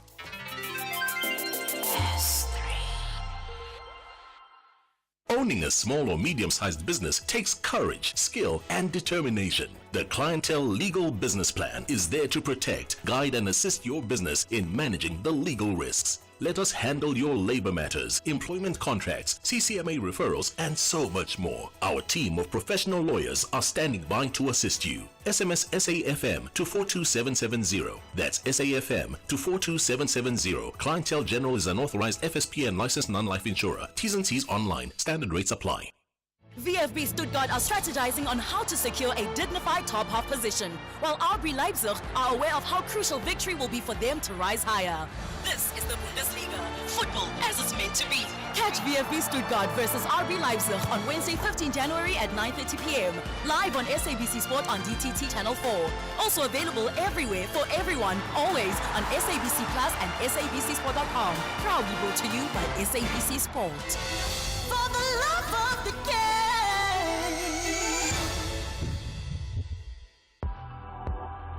The National Pulse with Ashraf Garda. Weekdays, 3 to 6 p.m. Well, new year, we've had some new first-time listeners as well. So if you're one of them listening for the very first time to the National Pulse here on SAFM, my name's Ashraf Garda, but I'd love to hear from you. How about a voice note? 0614-104-107 if you're listening for the first time. But it doesn't mean if you've been listening often and you're a regular that we're going to stop you. I certainly want to hear where you are right now, and perhaps tell me what do you think are the biggest issues that moves the National Pulse today. Besides the matric results, is there something, the issue of Palestine, Gaza, potential solution there maybe, but there could be other things as well. And of course, schools starting tomorrow. What about the issues of stationery? People are freaking out about the price of stationery, I can tell you now. Okay, let's talk about some of the issues of concern regarding KZN province in particular. The National Teachers Union has expressed concern about the state of readiness, in particular for KwaZulu-Natal schools, which, as you know, reopens tomorrow. So what are the concerns and what's the next step? Dr. Ngema is with me, the General Secretary of the National Teachers Union. Doctor, I appreciate your time. Thanks for connecting to the National Pulse. Thank you very much, Ashraf, and good afternoon to your listeners. We really appreciate the opportunity to do that. Thank you. Of course, from a union point of view, representing the teachers, what are the concerns that you've identified? Well, first and foremost, Ashraf, let me steal the opportunity to congratulate the Matric Class of 2024 for the excellent results that they produced. We thank our teachers, we thank our learners as well as parents for the excellent work they did for our young ones. But coming back to your question, look, Ashraf, to start with, in KwaZulu-Natal in particular, the department would have issued a statement on the 7th of January, wherein they indicated that they would have, distributed about 100% of textbooks as well as about 76% of stationery to all schools in the province, and we argue as an organization not on the ground in terms of the observation that we have made that that what we have said was misleading the public, and it's far from the truth, because what we know is that in KwaZulu-Natal in particular there are certain schools, about 1,200 of them do not have stationery as well as textbooks. That suggests that, as learners come back or reopen schools tomorrow, they will be coming back at the, a situation where they will have no resources in terms of textbooks as well as stationery. And you really, we are concerned as the National Teachers Union to say, how are we going to work with learners that do not have, resources, because the department was supposed to, distribute and deliver this material before the end of 2024. Okay, what is the reason? I mean, what have they said from the department side in KZN? Look, Ashraf, they will always, lament that the issue has got to do with budget cuts. Actually, Section 21 schools are the schools that manage their own budget in terms of procurement of learning and teaching support material, and those schools would have not received, money for them to procure stationery and textbooks. And as we sit, they will be receiving learners tomorrow without those resources, and it's a very bad, start to the academic year, which may even, threaten, poor outcome at the end of the year, because at the end of the day, this will disturb teaching and learning. It makes our work as teachers, very much tedious, because, without resources, really, work is so much difficult. Now, I mean, I would think, this may be a KZN province issue, but at some stage it becomes a national education issue. Has this been, brought up to national government at a time when all the educational leaders and political leaders are all getting together celebrating the matric results? Look, Ashraf, actually you are correct. It's not just a KZN-based issue, but it's just that KZN, the matter is huge because it's 100% of Section 21 functions in school that do not have stationery and textbooks. But the same thing also happened in Mpumalanga. You will find that, grade 1 up to 11 will not be having textbooks tomorrow. They only got, stationery. Same thing also in Northern Cape. They only got about 40% of stationery. We must say and register that it is a recipe for disaster. Poor planning from the side of the department really fails us as teachers. But it's not only the issue of LTSM, Ashraf, also issue of unfilled teaching vacancies or teacher vacancies. We have an issue with Gauteng as well as KZN. More than 3,000 vacancies of teachers remains unfilled in both of those provinces. Mpumalanga has got about 756 post-level 1 vacancies that remains unfilled. It suggests that tomorrow learners will be coming to schools when they will not be received by teachers, meaning that some subjects will not be taught tomorrow.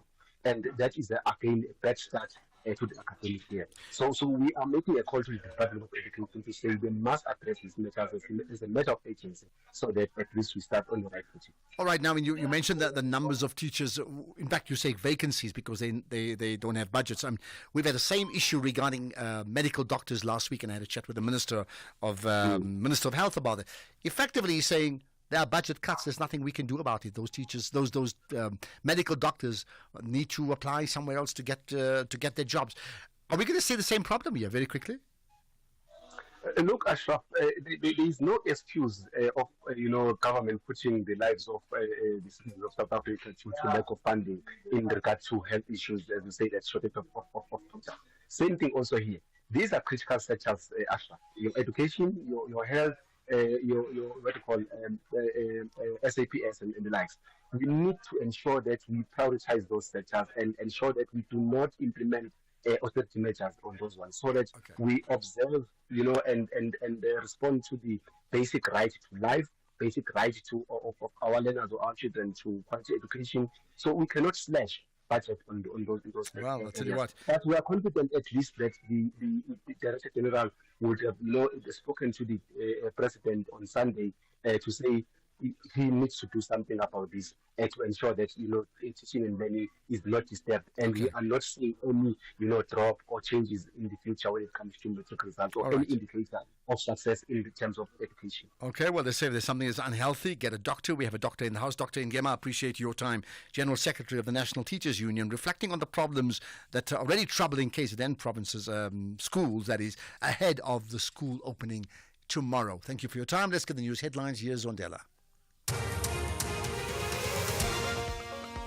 Thank you, Ashraf. News headlines at 4:30. A total of 34 illegal mine workers have been brought to the surface to date at an abandoned mine shaft in Stilfontein in the northwest.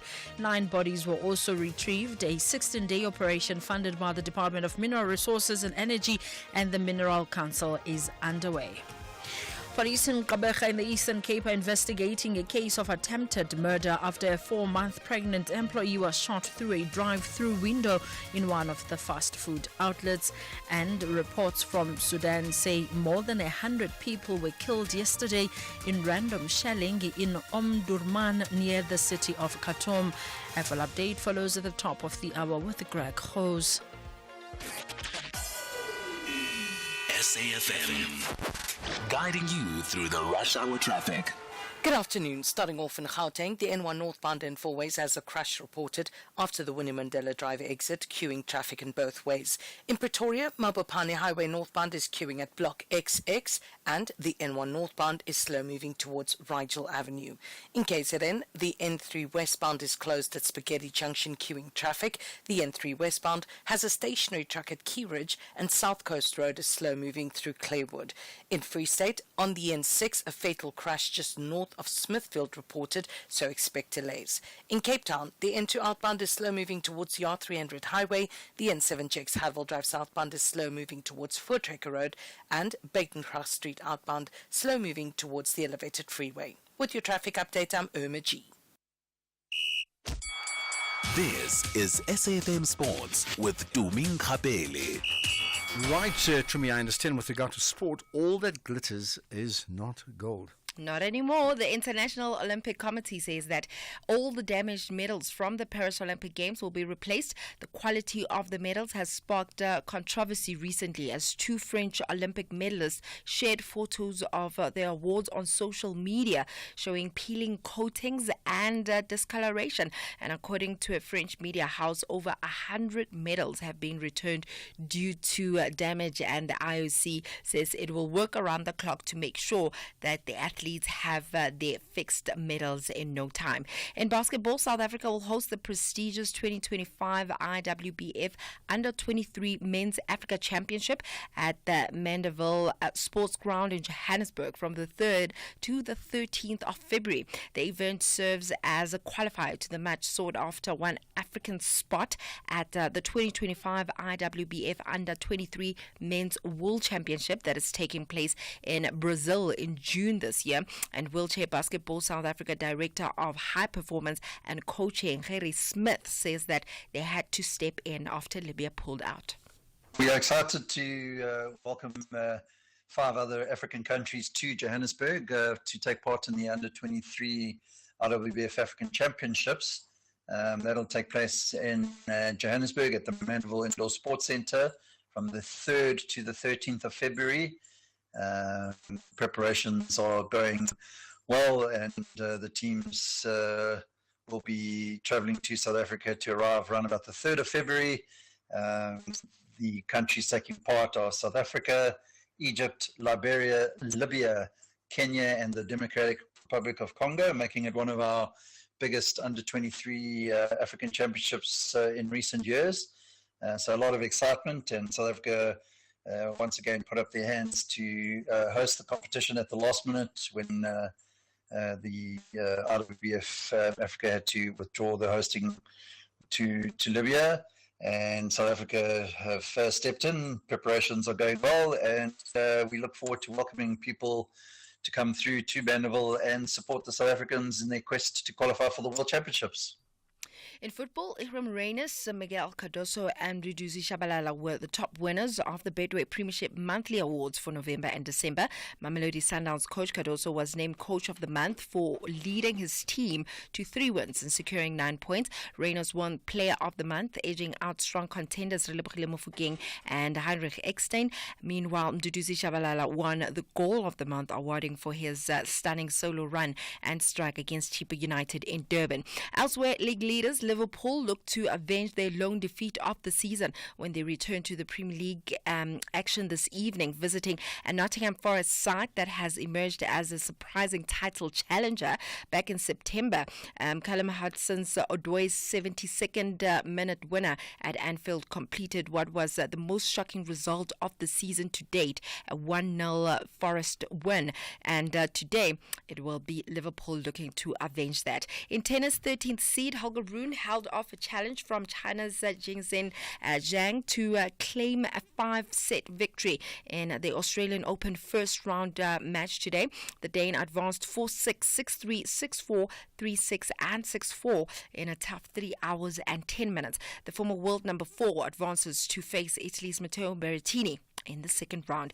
Then in golf, Tiger Woods will provide TGL with plenty of star power and a likely ratings boost this week as the 15 times major champion gets set to make his debut in the tech-infused Indoor Golf League today. Last week's launch saw an average of 919,000 viewers, a figure that is sure to rise this week given that it will be a real look at Woods in the competition.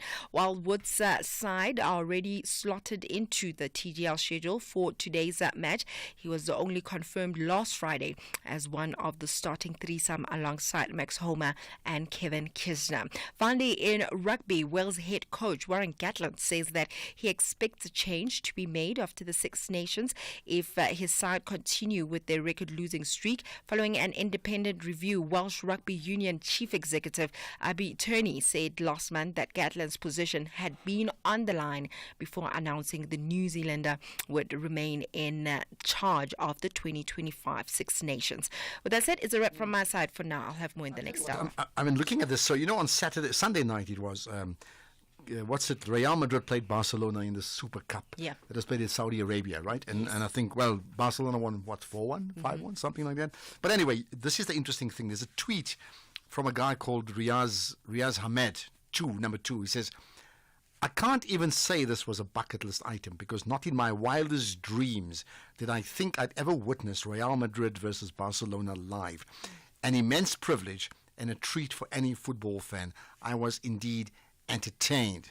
And then he says, and yes, I repped Masandawana. And he's got in this big crowd, he's there proudly wearing a Mamelodi Sundowns South African football t-shirt. It's just a lovely story. Nice. Thought I'll share that. Very nice. More sport in an hour. Economic news on SAFM. Facts and figures you can count on. Right, let's get to the markets now with Makwe Masilela, Chief Investment Officer at Makwe Fund Managers. We'll talk about local and global markets in a moment, but I understand, Makwe, you've got some big news regarding Johan Rupert. Yeah, Johan Rupert ends his generational ties to the tobacco industry. Afternoon to you and to your listeners. And that's through Raynet. They've decided to fully sell all of their British American tobacco, 2% stake, and the guys will realize almost 28.3 billion rands. And Rupert's family wealth was built on tobacco, as his father Anton established a tobacco company called Voorbrand Tobacco Company in the 1940s. And remember, Voorbrand was the forerunner of Rembrandt. And when it comes to the markets, we've seen that bond yields have mostly been rising globally as investors reassess the pace at which the Federal Reserve might lower interest rates. But today, so far, traders have been seeing the reversal of negative sentiments though still keeping a close eye on borrowing costs. And there are expectations that the US dollar might stay stronger for longer at the back of that robust US economic activity and ongoing tariff concerns. And market sentiments might be getting as well a boost from expectation that Israel and Hamas ceasefire agreement is close to finalization. And apparently Trump's economic team is discussing slowing, ramping up tariffs, a gradual approach aimed at boosting negotiating leverage while helping to avoid a spike when it comes to inflation.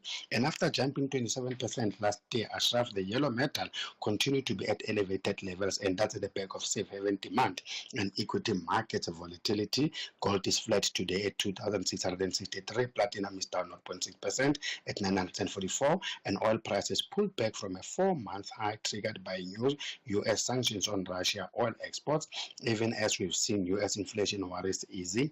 As we are talking, Brent crude is down 1.4% at $79 a barrel, and global stocks are in decline with the JSE up only 0.3%, giving back some of the earlier gains. We have been led by our industrials, which are up 0.8%. The rand firmed 0.5% against the dollar, is now at 18.94, 23.03 against the pound, and 19.42 against the euro. Thanks for that, Makwe. We will certainly connect with you again. Tomorrow, absolutely. Right, let's talk about other things. 086 000 2032, WhatsApp 0614 104 107. You concur with some of the other sentiments that were put forward, including the repeated one from Panyaza Lusufi in the past, that in fact we should have just one exam at varsity level. In fact, many say we don't have that. That's not the case. Different varsities have their own different standards completely. Either or, we'll talk about some of the other big achievers right after this. The SAFM Playwriting Competition is back. After receiving hundreds of entries last year from South African writers of different ages and ethnic groups sharing their stories, now the time is yours. It's your story. You decide. SAFM invites all writers to explore the medium of sound, the theatre of the mind, and to create a 1-hour radio play in English. Get writing now and submit your play before the 3rd of February 2025 for a chance to win one of 3 large cash prizes. For more information, visit safm.co.za. SAFM, leading the conversations that move us. X at SAFM supports a letter at Ashraf Garda. Okay, we're going to get to your calls in a moment. Just to remind you what we've done, some tweaking as we get into the new year on the National Pulse. And we've heard you. One thing is us speaking to the big players and the big decision makers and reflecting the National Pulse and understanding what is it that gets the pulses racing. The other is getting your opinions and a lot more of your opinions in tight formats, yes, but we certainly want to reflect what you think as well. So what we'll do nowadays, every day, around 10 to the hour, 10 to 4, 10 to 5, 10 to 6. We'll have a 10-minute block of your comments and your WhatsApp comments and your tweets and whatever else it is that you wish to get off your chest. So let's hear from you. That first-time listener, I want to know all about you too, right? Okay, let's reflect on some of the big achievements we've had. One of them, I mean, just the one that's interesting, and we can't chat to this person right now, but that's Tobeka Sipasitle, who's got 7 distinctions in her matric result here as a student in Mokwasi in the Northwest. I mean, there are many examples of that I'm very interested in, particularly coming from very, very disadvantaged communities. Now, we have another interesting achiever, and that's Lalamani Masele Celia from the top achiever from the Limpopo region. In fact, Lalamani, I appreciate your time. You're a winner. Lovely talking to you. Do we have you there? Lalamani, do I have you there? In fact, let's see if we can maybe just connect right after this. Tulasizwe Simelane on SAFM. Okay, in fact, we'll connect project with... is significantly delayed. You are now talking timelines of around August this year for phase 1.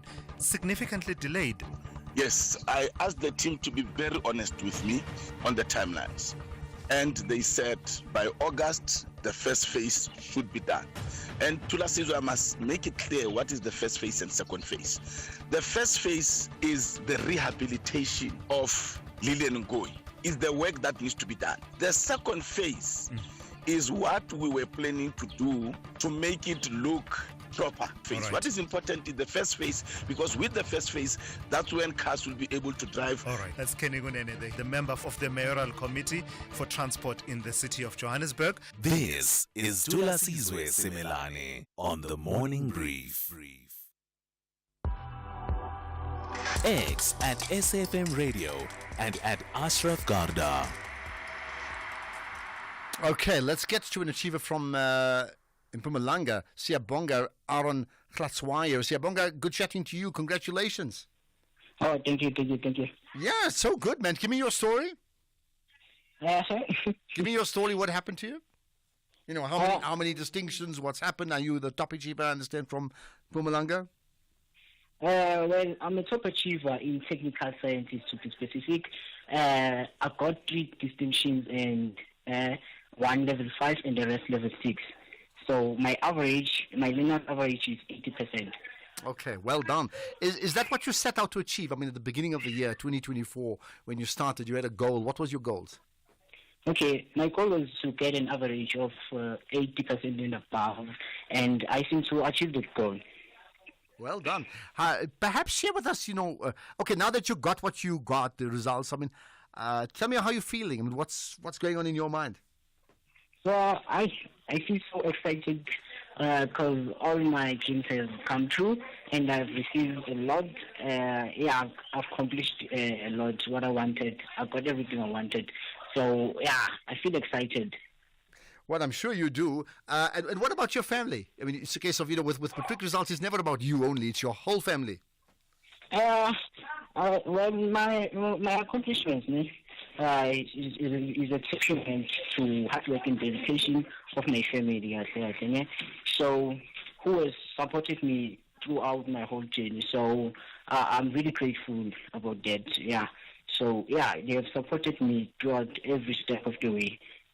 And how much did you have to give up and discipline yourself to get what you want now? Okay, I gave up friends, socializing, and TV and social media. You gave up all those things for a full year.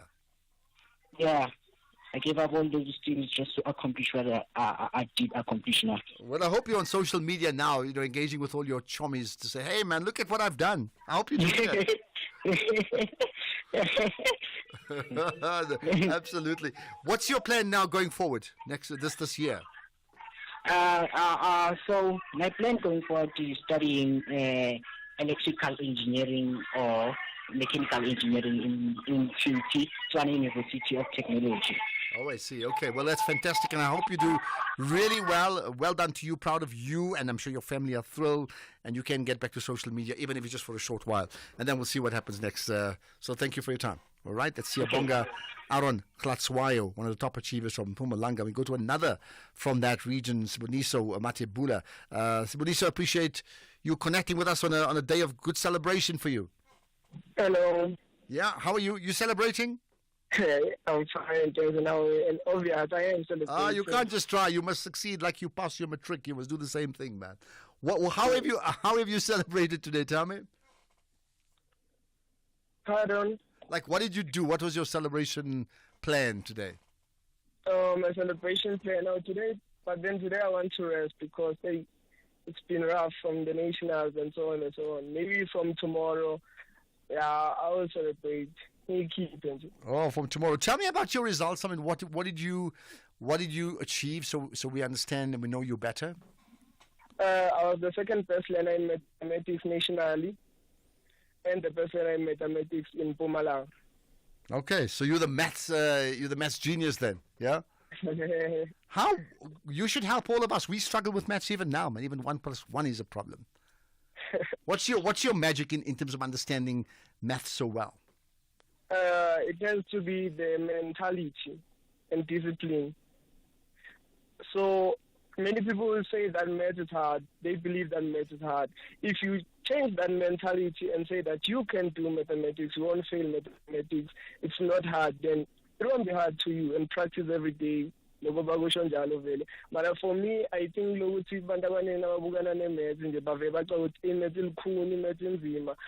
if they can change that mentality and believe and act on that, they will be perfectly fine. Okay, beautiful. How, when you received the results, today, how did you respond? Because, you had an expectation, right? Maths, you were obviously hoping to do very, very, very well. You had an expectation, and then when you got the results, you felt what? When I saw my results, I was happy and a little bit disappointed. In some subjects, I underperformed. Then in a subject like life sciences, I didn't think that I would get a 99%. Yeah? Then I was happy. But in English and CAD, those two subjects I underperformed. I was a little bit disappointed there. How do you get 99% and be happy? I'd be very angry if I got 99% and I missed out on the 1%. Anyway, but listen, good talking to you. We're celebrating you, and I think it's just wonderful that we can chat to you now. So, best wishes for 2025. Siboniso Matebula. There we are. In fact, there's another achiever. We'll talk to Kabelo from Limpopo province. That's Kabelo Motapi Kekana. Kabelo, hello. Hello. Yeah, good talking to you. Yeah, good too. Right, we've been speaking to a lot of winners. Let's talk about your big victory. How did you do? Pardon? I said we've been speaking to a lot of winners in the matric results. How did you do? I can't hear you now. I'm not too sure why. Let's see. Let's try. I'm saying, how did your results go for you? Oh, my results went well. I got 100% in business studies and 93% in English, 92 in my home language, which is Pedi, and 90 in economics, 86 in referentation, and then 82 in history, then 76 in mathematical literacy. Okay, well, that's well done. Fabulous for you. How, now going forward... Yeah, do we still have it there? Yeah. Kabelo? No, I think we may have just lost... My plan this year is to study LLB at Rice University. All right, so you're going to get into the legal space, and I wish you well, and fantastic to talk to you, and on behalf of all of us here on SFM, tell your family as well. We just thrilled that there's so many winners in their own spaces. Thank you for that. All right, that's Kabelo Motapi Kekana. In fact, we'll get to your calls right after this. Bridget Masinga on SAFM. Let's look at perhaps the most common red flags that job seekers should be on the watch out for in order to avoid themselves falling victim to job scams. First red flag I would advise people to look at is the upfront fees. In actual fact, anything that's related to you paying or there's a request for money.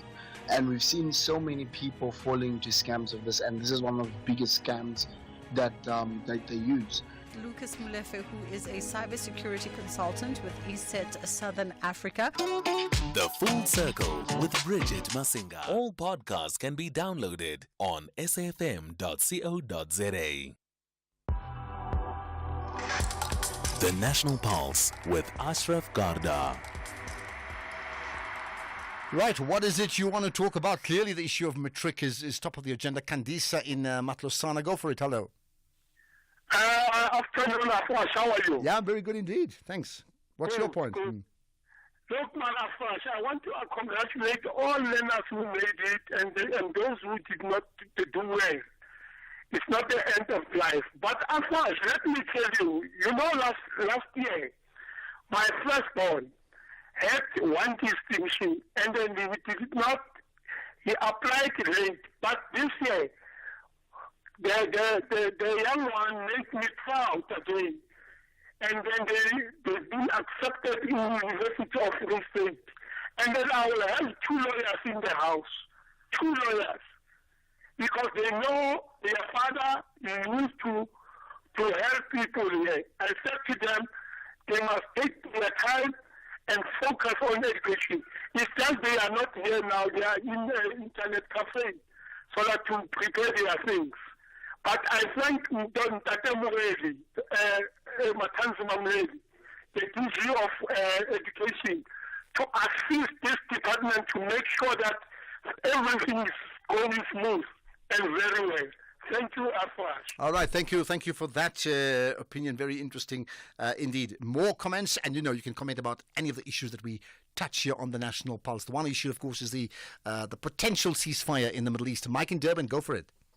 Hello, Ashraf. A well show as usual. Good show. Appreciate Ashraf, it. I want to talk about the LA fires. I want to sympathize with what's happening in LA and the loss of life and homes and destruction. But it's a reflection of what's happening in Gaza. There's nobody to help the Gazans. Nobody can stop this genocide. Nobody wants to stop the genocide. They are helpless.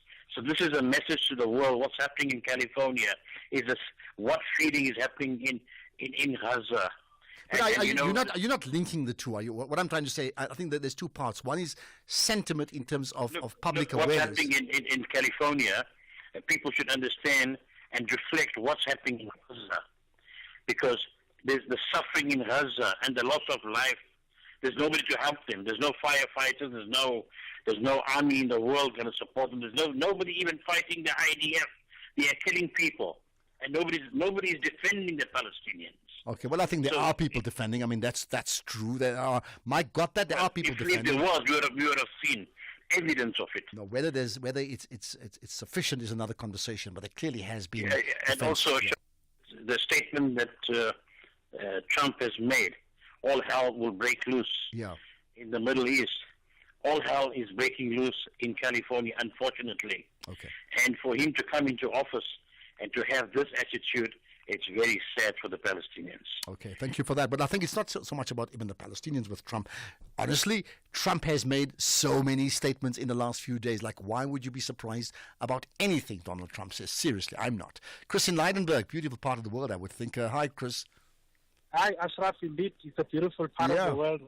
Yeah. I'm just thinking about it now as I mentioned. Like, goodness, man, that part of Mpumalanga, what a place. Beautiful. Yeah. Okay, go for it. What's your point?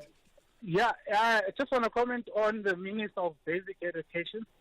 I couldn't help but cringe when I was listening to her speech last night. on the matric results, that how things could quickly change now that the DA are in the GNU, and she's been singing praises of all the past ministers that were leading the department, whereas her own party, were so critical of those ministers in the past. But now that she's in charge, she has changed her tune. So I couldn't cringe. But why would you be surprised at that? What I'm trying to say is, yes, normally the DA annually, they would today have their real matric results report, right? Where they'd say, don't worry what the official thing is, we'll give you the real story. They obviously haven't done it this time because they're part of the GNU. What I'm saying to you is, like, why are you surprised about that? Because isn't it one of the fallouts of the GNU, both for the ANC and the DA, is they have to compromise with each other. So what would be considered their norm a year ago, they can't do that any longer. And this is why they've obviously not given their version of the real matric results. Yeah, it's a classic case of someone singing for their supper, I guess.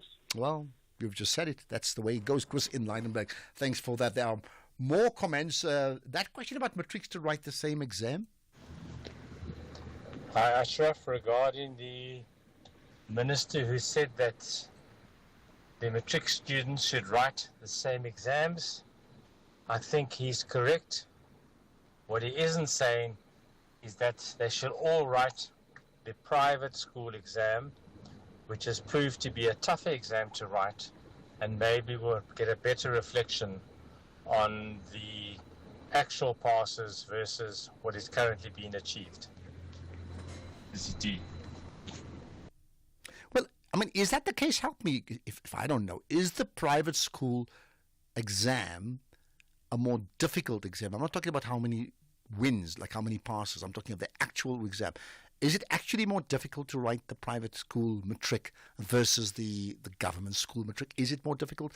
The point that was made was that, quoting Panyaza Lesufi, in fact, the Premier of Gauteng, that in fact that they should write one exam because when they get to universities, they inevitably write one exam anyway. Now, interesting, I think that may not be completely correct, because the truth is, yes, when they get to university and they're in the same university, they write the same exam. But it's not like every university in the country delivers the same exam to them. No, I think in terms of whichever faculty you're in, well, we know this. There are just very, very different ways and different standards how they do it. So, a UCT and the way they would mark you and even set the exam papers, let's say if you're doing LLB, for example, with WITS, is completely different. But it's an interesting conversation in terms of where do we go next with, do we get uniformity? Do we want unanimity? Think about that. It's 5 o'clock. Here's the news with Greg Rose.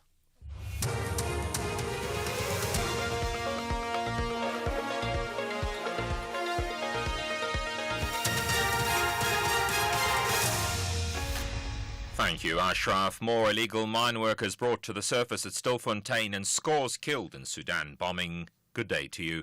A total of 34 illegal mine workers have been brought to the surface so far at an abandoned mine shaft at Stilfontein in the northwest. 9 bodies have also been retrieved. A 16-day operation funded by the Department of Mineral Resources and Energy and the Minerals Council is underway. State-of-the-art equipment and 180 personnel from the police and emergency services, as well as other stakeholders, have been deployed. The police minister told the media during a visit to Stilfontein that over 1,500 illegal miners have been arrested, of which 997 are Mozambican nationals.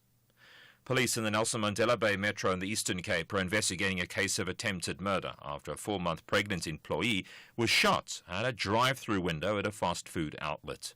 Police spokesperson Andre Beertger. It is alleged that an unknown male suspect shot a female employee of KFC through the drive-through window. She is 4 months pregnant and was rushed to hospital for medical attention. The suspect drove a white Nissan double cab bakkie, and SAPS are looking for the suspect. An attempted murder case was opened and is being investigated by the police in KwaZulu-Natal. Teachers' unions in KwaZulu-Natal say the province is not ready for the start of the new academic year tomorrow.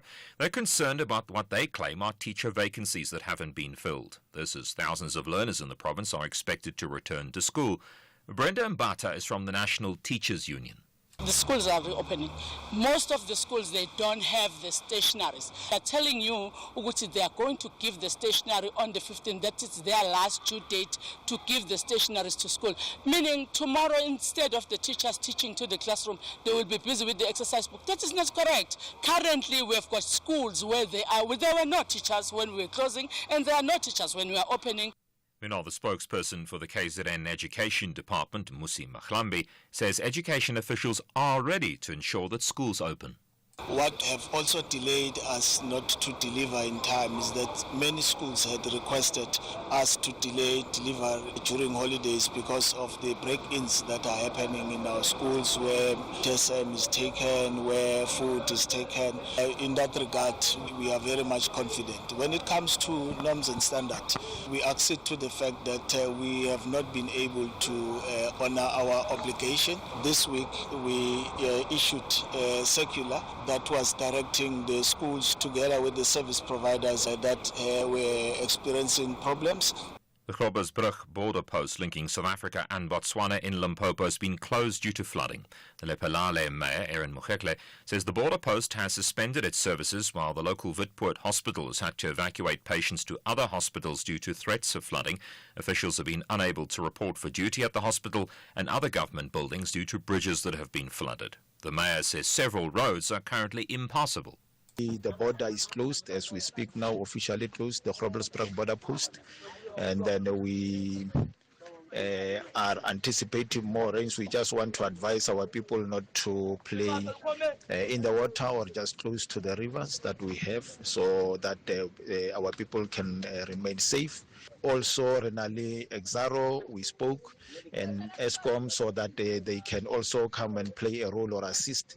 It's very much premature now to speak about the assessment report. Reports from Sudan say more than 100 people have been killed in random shelling in Omdurman. A volunteer network, the Umbada Emergency Response Room, didn't identify who was behind the attack. The BBC's Richard Kugowi has more. Rescuers say health workers are struggling to treat a large number of wounded people. Medical supplies are also running low. The volunteer network says the death toll is preliminary because it's difficult to access certain areas due to ongoing fighting. The army says it has seized areas previously controlled by the RSF in Omdurman, a twin city of the capital Khartoum, across the Nile. Residents have reported shelling across the river, with bombs and shrapnel regularly striking homes. Both sides have been accused of targeting civilians, including health workers, and indiscriminately shelling residential areas. Top story, a total of 34 illegal mine workers have been brought to the surface so far at an abandoned mine shaft at Stilfontein in the northwest. That's SAFM News. I'm Greg Goos. In your sports this hour, Pretoria Capitals beat Sunrisers Eastern Cape by 6 wickets. Percy Tau bids farewell to Al Ahly, and Reina mates a return to South Africa. More details at 5:30. SAFM, guiding you through the rush hour traffic. Good afternoon. Starting off in Gauteng, the N1 northbound in four ways has a crash after Winnie Mandela Drive exit, queuing traffic in both ways. The M1 southbound is slow moving through Crown Interchange towards Boysons. Republic Road westbound in Randburg has a crash at Jan Smuts Avenue. On Deckers Road eastbound in Florida Park has a crash near William Nichols Street North. And the N1 southbound in Pretoria has a crash before Rigel Avenue. In KZN, the M1 Higginson Highway westbound has a crash before Westcliff exit.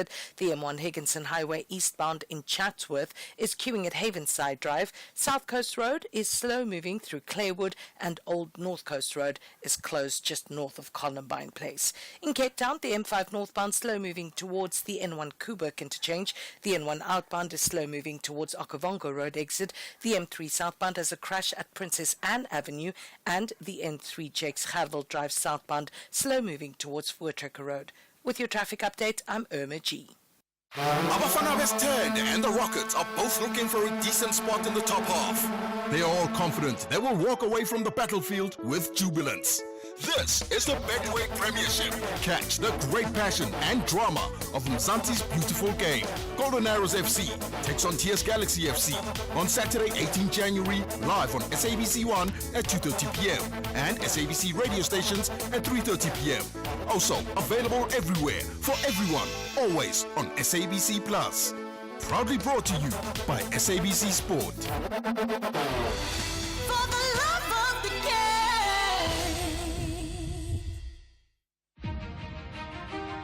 The SAFM Playwriting Competition is closing on the 3rd of February 2025. Explore the theatre of the mind and write your 60-minute radio drama play and email it before 5 p.m. on the 3rd of February 2025. Late submissions will not be accepted. For further information about the competition, visit safm.co.za or send an email to drama@safm.co.za. SAFM, leading the conversations that move us. The National Pulse with Ashraf Garda on SAFM.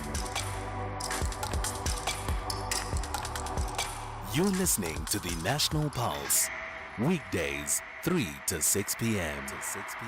Right, still lots more to talk about. We will touch on the issue of the miners from the Stilfontein shaft. We know that more bodies have been retrieved. It's a horrific story, and I think when we reflect on it in years to come, it's not going to go down well, whichever way you want to talk about it. We'll also have an update on the issue of the Eastern Cape High Court Judge President Selby Mbenenge coming up shortly, and it's a big issue around sexual harassment, right? That comes up pretty shortly. But before that, as we reflect on some of the biggest issues that we've raised and what is it that moves the National Pulse today, let's pick up on some of the issues that you've picked up, and I just want to get a sense of what you're thinking. In fact, here's one. Let me just get this right. Sorry.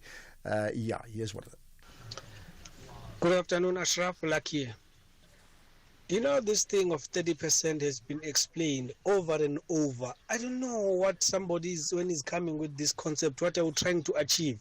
Because this thing has been explained over and over. Aye, man.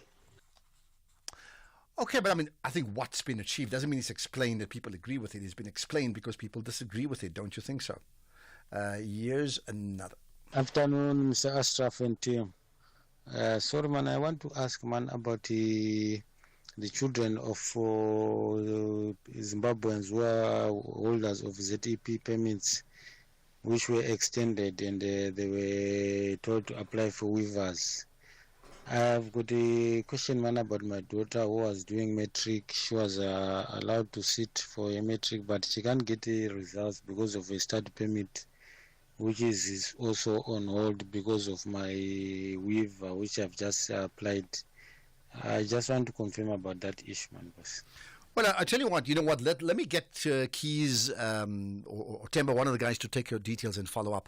I think we need to part of what we must do is we must find a way, how can we help you? I don't really know the answer, but I mean, it is bizarre that you could actually write the exam and not get your results. I don't know the answers. I know in terms of the law, and we discussed it last week as well, that even in the new school year, even learners, children of undocumented foreign nationals in South Africa must be by law registered to go to school. If there's space in the school, they must be allowed to do that. But allowed is one thing. Can their results be withheld for whatever reason? That seems a bit strange to me. Let's see if there's another one that I could pick up on. Afternoon, Ashraf and the SFM listeners, man. It's Sonti here. Look, man, I think from the morning there's been this conversation around how can we get more of our learners to participate in subjects such as maths and science and economics. And I think one of those solutions would be to change the language of teaching. Since we can see already if there's an Afrikaans university, then there can be a way of changing this thing. Well, you're right. There's got to be, you see, this is the point. There's been the Afrikaans University, there's been Afrikaans schools, there's got to be, and we can't, we understand that the majority of South Africans, black South Africans come from disadvantaged communities, but there are sufficient numbers who have established themselves in businesses to able to now invest in growing new businesses, new education institutes, and they are doing it, but there has to be more than that. There has to be. And the reason I say that is, as we've seen from examples with schooling and even with the medical doctors, as per my chat last week with the Minister of Health, hey, you can't wait in the queue expecting you're going to get a job from them. You have to do something else, which means you have to empower yourself in ways beyond what seems pretty obvious. So I think it's a point well made. Right, let's then now talk about another big issue. The Eastern Cape High Court Judge President Selby Mbenenge is facing possible impeachment charges for sexually harassing a young secretary. In fact, he's facing impeachment, let's get that right, for sexually harassing a young secretary. He's already admitted, I understand, by his own version, admitted to this gross misconduct. So what actually happened? There was evidence being brought forward by the head of the Judicial Conduct Tribunal hearing against the Eastern Cape High Court judge. Let's find out what's happened so far and potential implications of all of this with Imbekezeli Benjamin, who's the Judges Matter Research and Advocacy Officer. Imbekezeli, I appreciate your time as always. Thanks for connecting on the National Pulse. Good afternoon, Ashraf. Happy New Year, and to the listeners. Thank you so much. It seems like a New Year is like a month ago, but that's how it goes anyway, right? This certainly is one of the biggest issues to talk about in this new year, right? Set the scene for us. I mean, what actually has happened and what's been brought forward in terms of evidence? Yes. So, Ashraf, before we start, I just need to make two small corrections of what you just said now. Yeah. The only admission that the judge has made is only to some of the text messages that are part of the evidence in this. So he hasn't really admitted that he has committed an act of sexual harassment. So I think we should be careful so that we don't get sued for defamation. But yes, the judicial conduct. Okay, so hold it. Let me stop. I think thank you for that. I think it's important that you bring that up. So let's retract in terms of saying that even on his own version admitted to gross misconduct. So we'll cancel all that out, right? What has he admitted to?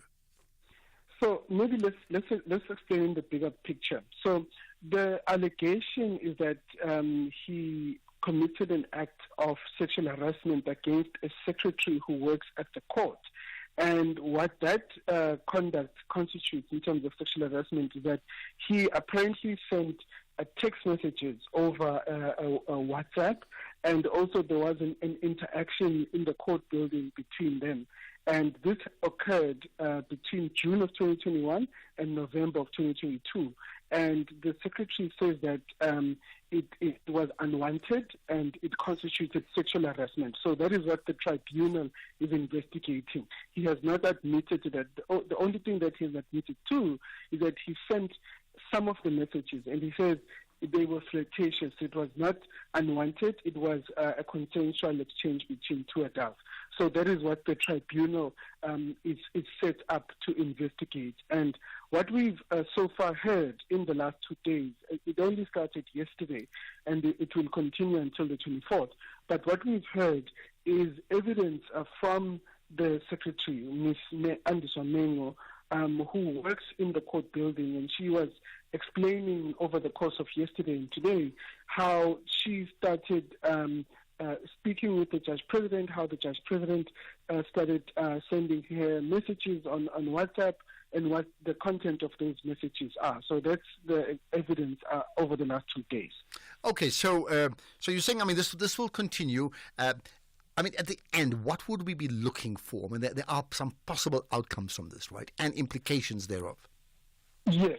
So after this tribunal process, because there will be witnesses that will testify, there will be cross-examination, and at the end, the tribunal has to make a decision based on the evidence whether the judge is guilty or not guilty of gross misconduct. And they will then submit a report to the Judicial Service Commission, and the Judicial Service Commission then has to take a final decision of if he is guilty of gross misconduct, should he be impeached and removed from office. And that is the ultimate decision that will be taken by the Judicial Service Commission. And notwithstanding the need not to speculate, I mean, what, however, are the precedents for this? So this is the first in the history of South Africa. We have never before had a judge face a judicial conduct tribunal over sexual harassment allegations. So in some ways, it is unprecedented. It is the first time it is happening.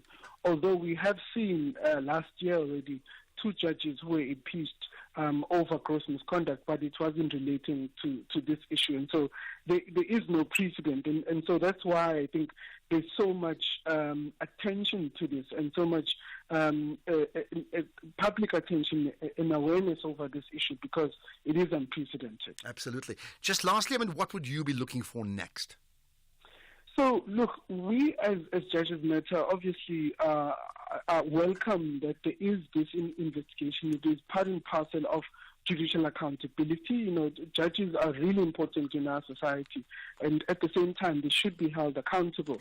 We were worried earlier that this process is going to happen behind closed doors, but we were relieved yesterday to learn that all of the process will be public, and so members of the public can follow it online, even on YouTube and also on the SABC.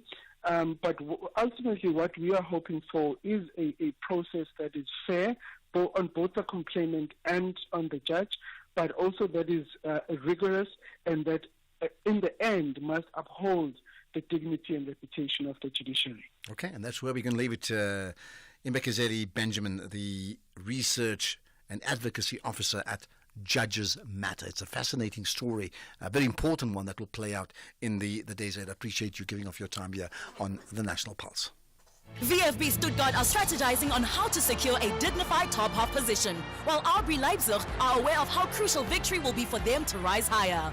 This is the Bundesliga, football as it's meant to be. Catch VfB Stuttgart versus RB Leipzig on Wednesday, 15 January at 9:30 p.m.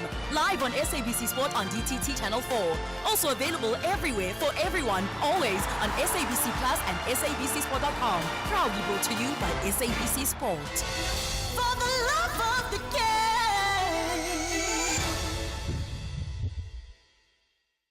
If you think you cannot afford a lawyer, think again. Clientele Legal has made professional legal services affordable for you. Whether it's a civil, criminal, or labor-related matter, we have a nationwide panel of attorneys standing by to assist you.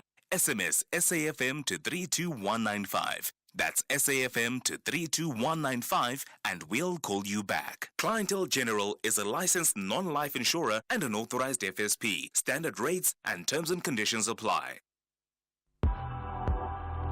X at SAFM Radio and at Ashraf Garda. I'm looking at a tweet from Professor Jonathan Jansen saying, which achievement deserves more recognition? A wealthy school with 100% pass rate and 5 distinctions per candidate, or B, an impoverished school with 100% pass rate and 3 distinctions per candidate? That's a leading question. I wonder what you think about that. Right, let's get your opinions. Good day, Ashraf. It's Kanya from Flagstaff. There's this much talk about those who get lost within the schooling system. We don't really need much research about that. We know that people who are roaming the streets were unemployed and unskilled at the time. So what would be the possibility that you have a government-private sector partnership where we utilize the school's infrastructure in the villages and the townships, whereby you upskill these people from those who have the certificates and those who do not have, that everyone should have a basic skill from bricklaying, carpentry, and everything else, so that everyone in South Africa have a practical skill, either to be employed or to be self-employed. I know the government will say that they don't have money, but the private sector in South Africa has money, so that you assist every citizen to have a practical skill in order to build the South African economy. I think that's one of the best possible solution. Okay, got that interesting point brought up. But I mean, really, that issue, matric results is one thing. The high dropout rate of 300,000 or so that don't even get to matric in the first place is a big issue. And then when they even finish matric and get even to not even just you're looking for jobs, actually get to universities and then look for jobs, the numbers of unemployed people is frightening. Good afternoon, SAFM, and to the listeners. It's Selvin Gamda from Durban. And I'd like to congratulate all the matriculants on the well-deserved marks. Just a question to our government. Of the millions of matrics who finished, how are they going to assist them in finding a job? Because not all the matriculants can afford further tertiary education. Can the government not give large companies reimbursement on a tax to employ these youth and give them training so they can find a job, and in return give these companies a tax rebate? Just my suggestion. I would have thought that that's the case. What about that youth employment services already, where it's a partnership between government and then business, and then, yes, if you hire someone, they get a stipend. I mean, it's an internship for a year, and the monies then are paid, from these companies that guarantees, I think, like 4,500 5,000 rands a month. I mean, that's very possible, and it's happened. How big can that be? Either way, the quicker we get more and more people employed at some level, the better. Let's talk about another issue that has been of huge concern, the issues of the Stilfontein mine, and we've touched on that. We'll talk about that next. Conversations that you connect with and react to. SAFM. Right, I'll tell you what, we've picked up a lot on that, and we've covered the issue around the miners and who does what and who's going to do whatever else next, and different people have got different opinions about that. But the broader question is, like, now we're in a situation where people have been, there's been a government effort now to actually get people up from down in the mines and to remove them. And the positions regarding that has been worrisome, because more and more you find that more people have been recovered, and sadly so, some people have died, right? So I understand that, today, again, more bodies were recovered from the mine. Let's get up to date with what actually has happened with Zebulon Maine, who's the SABC News reporter who's covered that story. Zebulon, appreciate you connecting with us here on the National Pulse. Good afternoon to you and the listeners. Thank you. I would think that today was, I understand, besides the miners, there were the Minister of Police, the Grady Mantashe was there were many others as well. But I would think that by and large, at the center of all this are the fact that bodies are being recovered. So it becomes a very emotional day, isn't it? Yes, indeed. You will remember that the government decided to bring in their efforts here in Shaft 11, where you will understand that there are a number of illegal miners underground here. But since the operation led by government started, where they have a machinery to retrieve illegal miners, we have seen a number of emergency EMS pathologists, so to say, moving out, not knowing that are they having bodies or what. But what we have gathered today is that we understand that based on the numbers that they have retrieved thus far, around 118 illegal miners have been retrieved. Some of them include dead bodies. So we understand that they have been taken to the mortuary, and those who are still alive, as you know, that they will be processed by the police, and those who are not from South Africa also, they will be also processed and charged with contravention of Immigration Act. And like you have said earlier on, we have seen Minister of Police and also Senzo Mchunu and also Minister of Mineral Resources, Gwede Mantashe, coming in here to come and assess the progress of the machinery came in here. To the Minister of Police, he's saying that the operation will be here for about 2 days. After that, they will assess the situation. There's a need to. Okay, so we're struggling with your line. Let's see if we can sort that out. Just a quick thought. Hopefully we can. Otherwise we'll move on. Zebulon, which is so far. So how many people have been recovered from the mines, and of the numbers of people, how many miners have been recovered, as in bodies have been recovered? Yeah, well, based on the information that we were given by the police recently, they are saying that based on the information they have received, they are saying that about 1,576 illegal miners have been retrieved. But with regards to since the operation led by the government and when the machinery started to retrieve, about more than 80 of them have been retrieved thus far, and the operation will continue up until the 10th day. But on day to day, the operation will continue up until 10 o'clock. But if there's a need that they need to run this operation, according to Manas, who is the project manager here, they are saying that if there's a need that they need to go for more than 24 hours, they will definitely do so in order to make sure that they that are still underground. And just a last thought on that: when these bodies have been recovered, I mean, obviously these are bodies of human beings. They belong to families, people looking out for them. It's now their family member who's passed on.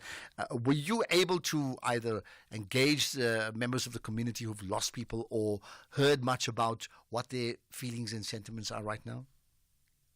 Yeah, well, earlier on when the delegation from the national government arrived here, we have seen community members protesting, demanding answers that who should be liable for the miners who have died underground.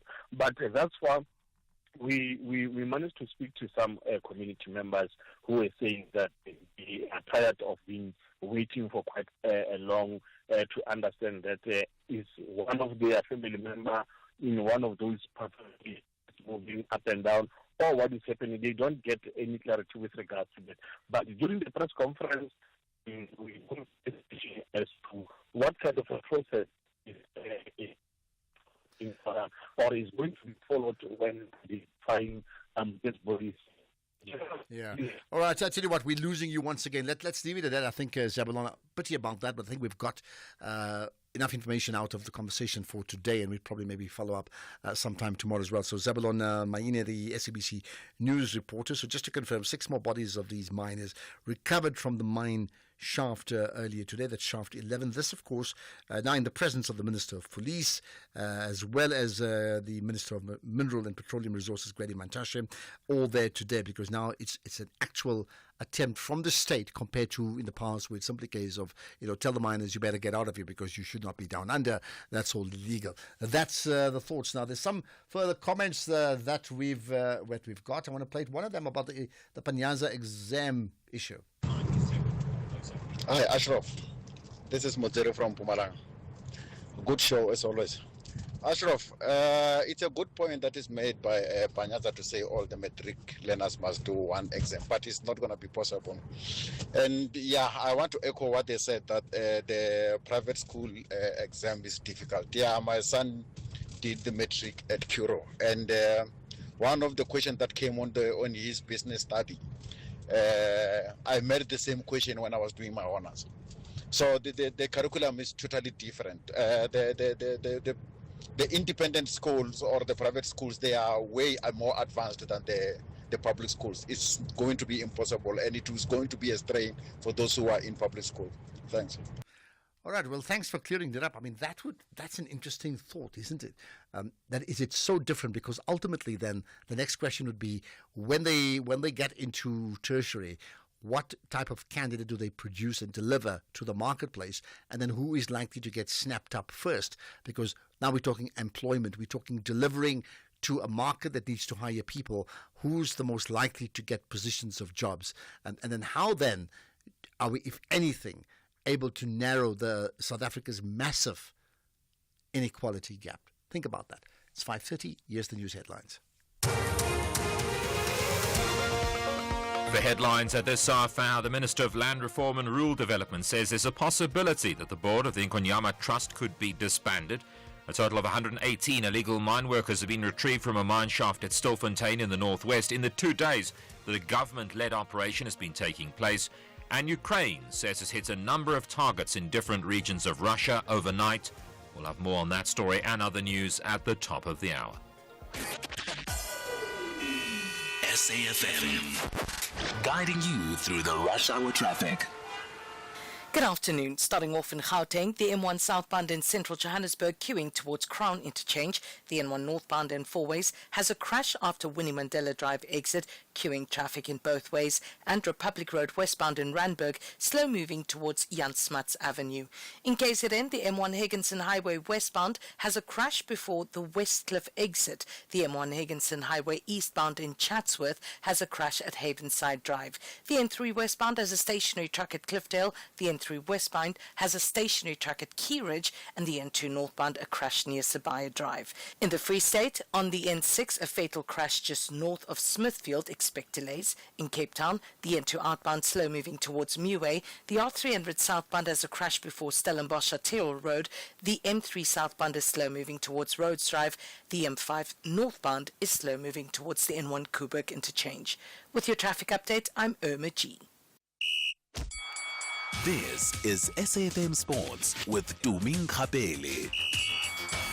So last year's SA20 was fascinating, and this year it's capturing the imagination once again to me. It is. We start off with results coming in. Pretoria Capitals securing a 6-wicket SA20 win against defending champion Sunrisers Eastern Cape, chasing 114 runs to win at Centurion. Maki Ackerman's 30 to 39 got Pretoria Capitals over the line for a bonus point win. This is Sunrisers Eastern Cape's third loss of the tournament, while Pretoria Capitals secured their second victory after Sunday's game against Durban Super Giants was washed out. Meanwhile, Joburg Super Kings have won the toss and they will bat first in their clash against the Super Giants at Kingsmead. It's a match that will see Gerald Coetzee play his first SA20 game of the season.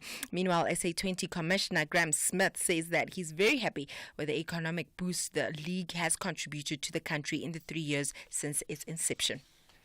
You know, you operate between excitement and fear all the time, you know, when you're putting on events of this magnitude. And no, look, we've worked extremely hard. If I take us back 3 years, when we set some big goals, we wanted to be the biggest league outside India, the IPL, which I think we've now done. You know, we've impacted cricket in this country in a really positive way. You know, we've seen new audiences come to the game. We've revived the cricket fan. And also the economic impact is something that we're extremely proud of. You know, last season we created 8,500 jobs, brought 4 billion to the economy. Ooh. You know, and then, you know, on top of that, you're improving. You know, you're bringing the standard of cricket, you know, to a level where hopefully we can, you know, see the Proteas. Then moving on to football, SA forward Percy Tau has penned down a farewell message to Egyptian giants Al Ahly after leaving the club to join Qatar Sports Club in the Qatar Stars League. Tau signed a 6-month contract with an option to extend it by 2 years, depending on how he performs at the club. He reportedly earned a salary of approximately 23 million rand annually at Al Ahly, which was around 1.9 million rand per month. Now he's reportedly going to earn 16.8 million rand a month. Meanwhile, league leaders Liverpool look to avenge their lone defeat of the season when they return to Premier League action this evening, visiting a Nottingham Forest side that has emerged as a surprising title challenger. Back in September, they went down 1-0 to Forest, and they're looking to make sure that they come back to winning ways against the side. In rugby, the Stormers have confirmed the signing of Kobus Reinach for the 2025-26 season. Reinach will make his return to South Africa at the end of the current season after a 7-year spell abroad in England and France. And director of rugby John Dobson says that Reinach's profile fits perfectly with the style of play that the Stormers are known for. In tennis, Alina Rybakina needed just 53 minutes to reach the Australian Open second round with a dominant win over Australian teenager Emerson Jones. Rybakina served 11 aces and hit 26 winners in a 6-1, 6-1 win. Meanwhile, Daniil Medvedev faces a hefty fine after smashing his racket and net camera in an epic temper tantrum before battling through a 5-set roller coaster to start his Australian Open today. Medvedev lost his cool in his third set before beating Kasidet Samrej 6-2, 4-6, 3-6, 6-1 and 6-2 on Rod Laver Arena. With that said, it is a wrap from my side. Okay, so I mean, tonight's an important game, this Nottingham Forest Liverpool game. I mean, at the moment, Liverpool are like one-sided runaway leaders, but I've always said this nonsense about the leagues won in November is just nonsense, because there are human emotion issues that come into play, where you course. can lose 9 and 10-point leads, and it happens across the world. But Forest are the absolute minnows in this case. Who would have thought? But if they win tonight, Forest. yeah, and they're playing at home, if Yeah. they win, you never know. You just never know. Another Leicester City perhaps in our hands. Well, maybe. I mean, look, when Leicester won the league, that was the weakest league for a long time. No teams were strong. This time, you actually have a very, very strong Liverpool team. I think that's the difference. But, but I mean, listen, if you're romantic about football or any sport, the one good thing about it is if you don't follow your own team, well, you want your own team to win. Point two, you don't want the biggest rivals to win. And the third one, you want an absolute underdog to win. And Nottingham Forest is got 2 times European champions, by the way.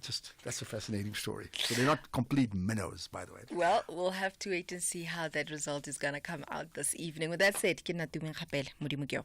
Abafana West 10 and the Rockets are both looking for a decent spot in the top half. They are all confident they will walk away from the battlefield with jubilance. This is the Betway Premiership. Catch the great passion and drama of Mzansi's beautiful game.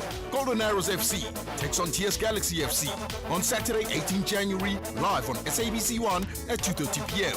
and SABC radio stations at 3:30 p.m. Also available everywhere for everyone, always on SABC Plus. Proudly brought to you by SABC Sport. For the love of the Economic news on SAFM. Facts and figures you can count on. Right, Jimmy's been, in fact, he's been absent for a couple of days, maybe for happy reason, but in this case, yeah. So happy Tuesday to you, Jimmy. Jimmy hosts the market, the SAFM market update from 6 to 7. So set the scene. Let's talk about what's moving markets, Jimmy. Good afternoon, Ashraf. Good afternoon to the listeners. Markets are not really sure what's moving them. It's been a very confusing day. If we have a look at just the market performances from yesterday, markets seemingly on the rebound, but also still somewhat undecided. We'll start with Asian markets. Actually, before we start with Asian markets, let's give you a sense of what's coming up on the show. We're going to be taking a look at some developments from the World Economic Forum, guys, ahead of that gathering in Davos that takes place next week. The World Economic Forum has put out a jobs report analyzing the jobs market or the labor market around the world. We're going to speak to an analyst around that and get a sense of what that report says and what we can make of the state of the labor market from various geographical areas around the world, and then see how that's going to potentially impact going into next week and the World Economic Forum gathering. Then we've got a conversation around a very interesting tax. It's called a luxury tax in some respects, but it is more commonly known as a tech tax. It seems there is quite a bit of a tax that is levied on technological goods and technological components that are imported into South Africa. So everything from the cell phones we buy to the television sets that we buy, they carry a specific tax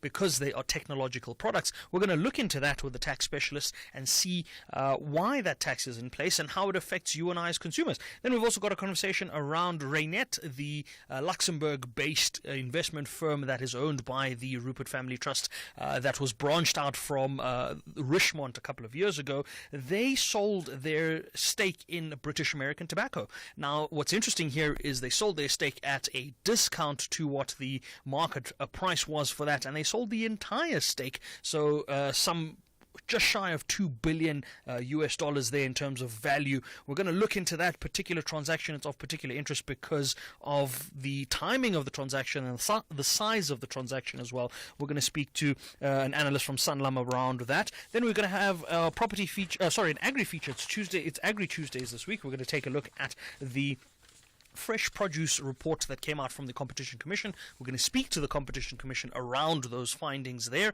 as part of our agri feature. Before we get to that, let's do that summary of the markets. As I said, it's been a very confusing day, seemingly rebounding, seemingly recovering, but not necessarily just decided as yet. If we look at Asian markets, they were all in the green with the exception of the Nikkei in Tokyo. That was down almost a full 2%. Mainland China was up 2.5%. The Hang Seng in Hong Kong was up 1.8%. Sydney's ASX was up about 0.5%. European markets also a bit of a mixed bag. The FTSE in London down 0.1%. The DAX in Germany 0.75% in the green. The CAC 40 in France 0.5% in the green. US markets are all in the green at the moment. 0.33% in the green on the Nasdaq as well as the S&P 500. Our own local market started off with a bit of fire in it, got extinguished late in the afternoon session. Financials ended the day about 0.1% down. Industrials up about 0.7%, and resources down about 0.2%. Despite that, all share was up about 0.1%. The top 40 was up about 0.5%. If we look at the currency movements, the rand back below 19 rand, happily so, gaining a lot of ground against the US dollar. It's at 18 rand and 94 cents at the moment. 23 rand and 7 cents will buy you 1 British pound. 1 euro will cost you 19 rand and 46 cents. 1 Australian dollar, 11 rand and 72 cents. The price of Bitcoin has bounced off those 92,000 levels that we saw yesterday. It's at 96,400, 96,700 odd dollars coin there. The price of Ethereum also bouncing quite nicely at $3,205 an ounce. Bitcoin, interestingly enough, at 96,000 is still not at 2 million. It's at about 1.825 million at the moment. If we look at the remainder of the movements on the commodity side, platinum and palladium not surprising us there, both at $950 an ounce there. Gold price at $2,671 an ounce, and Brent crude holding on to that $80 a barrel level, $80.01 a barrel at the moment. I suspect we might come below $80 in the days to come. But for now, Ashraf, back to you. Before I let you go, just your quick thought in terms of the masterclass soundbite on what is reserve currency. So effectively, a reserve currency is a large amount of currency that the central banks hold to use for international transactions. So for the longest time, reserve currencies would be things like the US dollar, perhaps even the Japanese yen, depending on what part of the world you're in. At some point, we had gold as the reserve currency, and then we obviously had that big drop-off of the gold standard and the repricing and remeasurements of currencies. But in a nutshell, it is the large number of currency that's maintained by the central banks so that they can participate or transact in particularly international transactions, and it allows them to better maintain their own currencies in some cases. In some cases, it allows them to better manage things like exchange rates in the interim.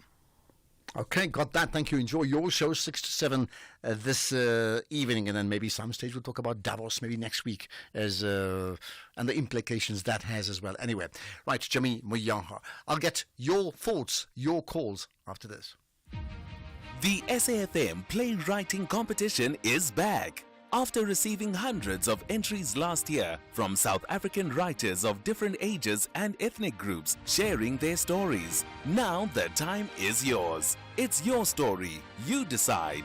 SAFM invites all writers to explore the medium of sound, the theatre of the mind, and to create a 1-hour radio play in English. Get writing now and submit your play before the 3rd of February 2025 for a chance to win one of 3 large cash prizes. For more information, visit safm.co.za. SAFM, leading the conversations that move us. X at SAFM Radio and at Ashraf Garda.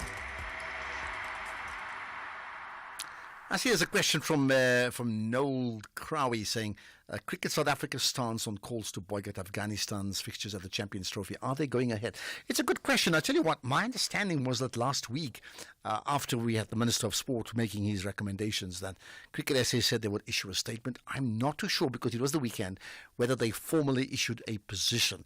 My understanding, and this is an unofficial understanding, is at this point in time, their cue is from government, rather Cricket SA, their own queue as opposed to government, and as per the agreement they will go ahead and play. That's what I hear, okay? That's what I hear, that's what I've heard, but I don't see anything official, and I'll tell you what, maybe at some stage perhaps tomorrow we need to get some answers from them regarding their way forward on that issue. And maybe not just them, but certainly from an ICC point of view as well. Right? Okay, let's get to your thoughts, your calls, your opinions, whatever it is that you think, moves the national pulse. Willie in Kuma. Willie, go for it. Hi. Yes, Ashraf. Look, Ashraf, my pulse is boiling up to the last degree. You know, when I'm listening to you every day, Ashraf, there's a lot of complaints from your callers in regard to our failed state, South Africa. South Africa is a complete, Ashraf, failed state, and we talk until we are blue in our eyes. I think Minister of Finance must come to your studio so that we take him head on. How on earth poor Minister of Health must go to the extent of saying that doctors can go and look for jobs for themselves? What kind of a country is that one? Teachers as well. The budget of teachers is being cut in Eastern Cape schools. Is many teachers. What is that? Whilst on the other side of the coin, kids are passing and passing and passing.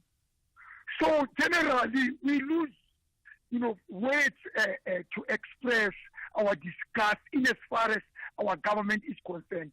And they would say, okay, the foreign nationals' kids who are undocumented, let them come in. The Constitution says, let them come in and be accepted at school. The budget, whilst budget is nowhere to be found. So Minister of Finance must come up and face these consequences of no money, no budget. Well, I tell you what, I don't want to even add any more than that. I love my country. South Africa means so much to me, but I've said so before, and I said so I think even yesterday. If you measure over like 10 infrastructure issues, we're fading like 7. It's a huge, huge problem. Like every single day, there's a problem in our country, and it's almost like, it's somebody else's problem. So we have a government of national unity, and it's interesting, even within the GNU this week, the president going to the Western Cape at the January 8th statement, speaking on behalf of the ANC, taking pot shots at the DA about how they don't sort out their problems in their townships, and almost forgetting that we've got problems in the rest of the townships and the cities around the country. I'm only saying that, Willie, because I think you are spot on, that your call is, if you ask me today, what's the one call that best reflects the national pulse, then it is this call by you, Willie in Kuma. It is a reflection, and it's something we probably need to save to say, how do you do that? Probably the only part I differ from you is like not getting the Minister of Finance on. We need to get the Minister of Defense coming in the studio because they need to defend their position. Seriously so. It's such a big issue, and I just wish as a country we can turn this around. To all our esteemed educators, a warm welcome back to school for the year 2025 calendar year. SACE, your professional regulatory body, wishes you an incredible and successful year ahead. Thank you for achieving quality, outstanding 2024 results across all school grades. Continue to inspire a credible and agile teaching profession in and outside your school environment. Your worth and dignity are valued. The Bees want to be all over the pitch and keep the 3 points on home ground. It could be tied to Brentford. There's Wishers in here. Brentford have got 5 goals at St Mary's. Meanwhile, the Reds want to emphasize that they will never walk alone, but with victory. Lovely ball. Gakpo. Goal! Brilliant as well, as ever, from Cody Gakpo. This is the Premier League, striving for excellence. Experience the glittering encounter between Brentford FC and Liverpool FC on Saturday, 18 January at 4:30 p.m. live on SABC3. Also available at your fingertips on SABC Plus. Proudly brought to you by SABC Sport. For the love of the game.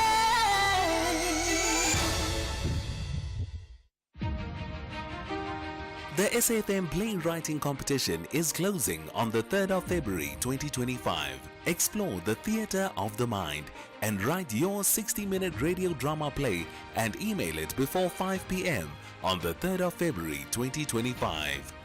Late submissions will not be accepted.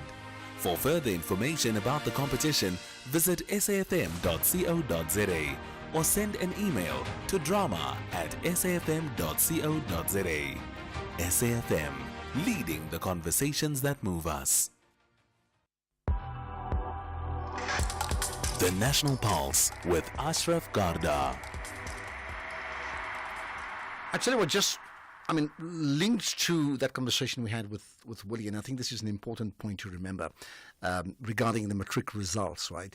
It's one thing talking about how many students passed in the government exam and then the private schools, and whether it's 87 or 80 or 98%. It's another saying from that group that all passed, how many will get into universities. It's another issue talking about what happens to all of them in terms of will they actually get placed? Will they actually get to a situation where they'll get work?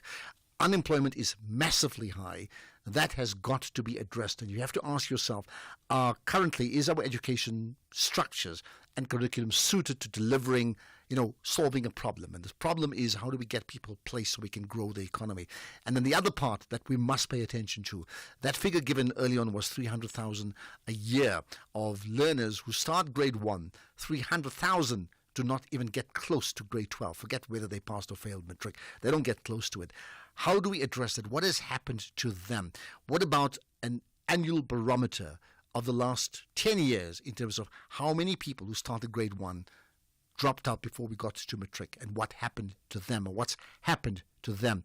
Well, that really is my point. Do you have a point on that? I'd like to know. Let's get here's another, some of the other thoughts we have. Hi, Ashraf. Thank you for agreeing with Willie's call at last. Spot on, Willie. South Africa is in monumental trouble. The ANC has destroyed our country, makes one feel sick. I love my country. My agreement is about really getting ourselves our backsides to understand that we have to absolutely sort this out. Okay, let's get to some of the other opinions we have, and just a general one on South Africans. Good afternoon, Ashraf. Listening to the utterances from one of your callers, I'm not sure if it's weak. South Africans, we like complaining. Sometimes we don't give credit where credit is due. Right now, there's fires in the USA. I mean, such a superpower country.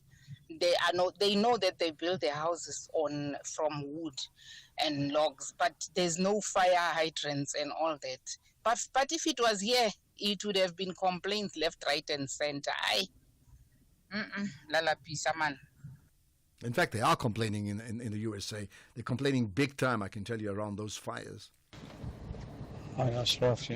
There's always discussion in South Africa about privatization, airlines, electricity, rail, eventually water. And as I think the DA gets stronger, there's going to be a greater push for privatization. The interesting fact I came across is that the water in California owned by one family, the Resnicks, who have refused to invest in water infrastructure, in desalination. They've intentionally kept water shortages, so obviously supply and demand prices go up.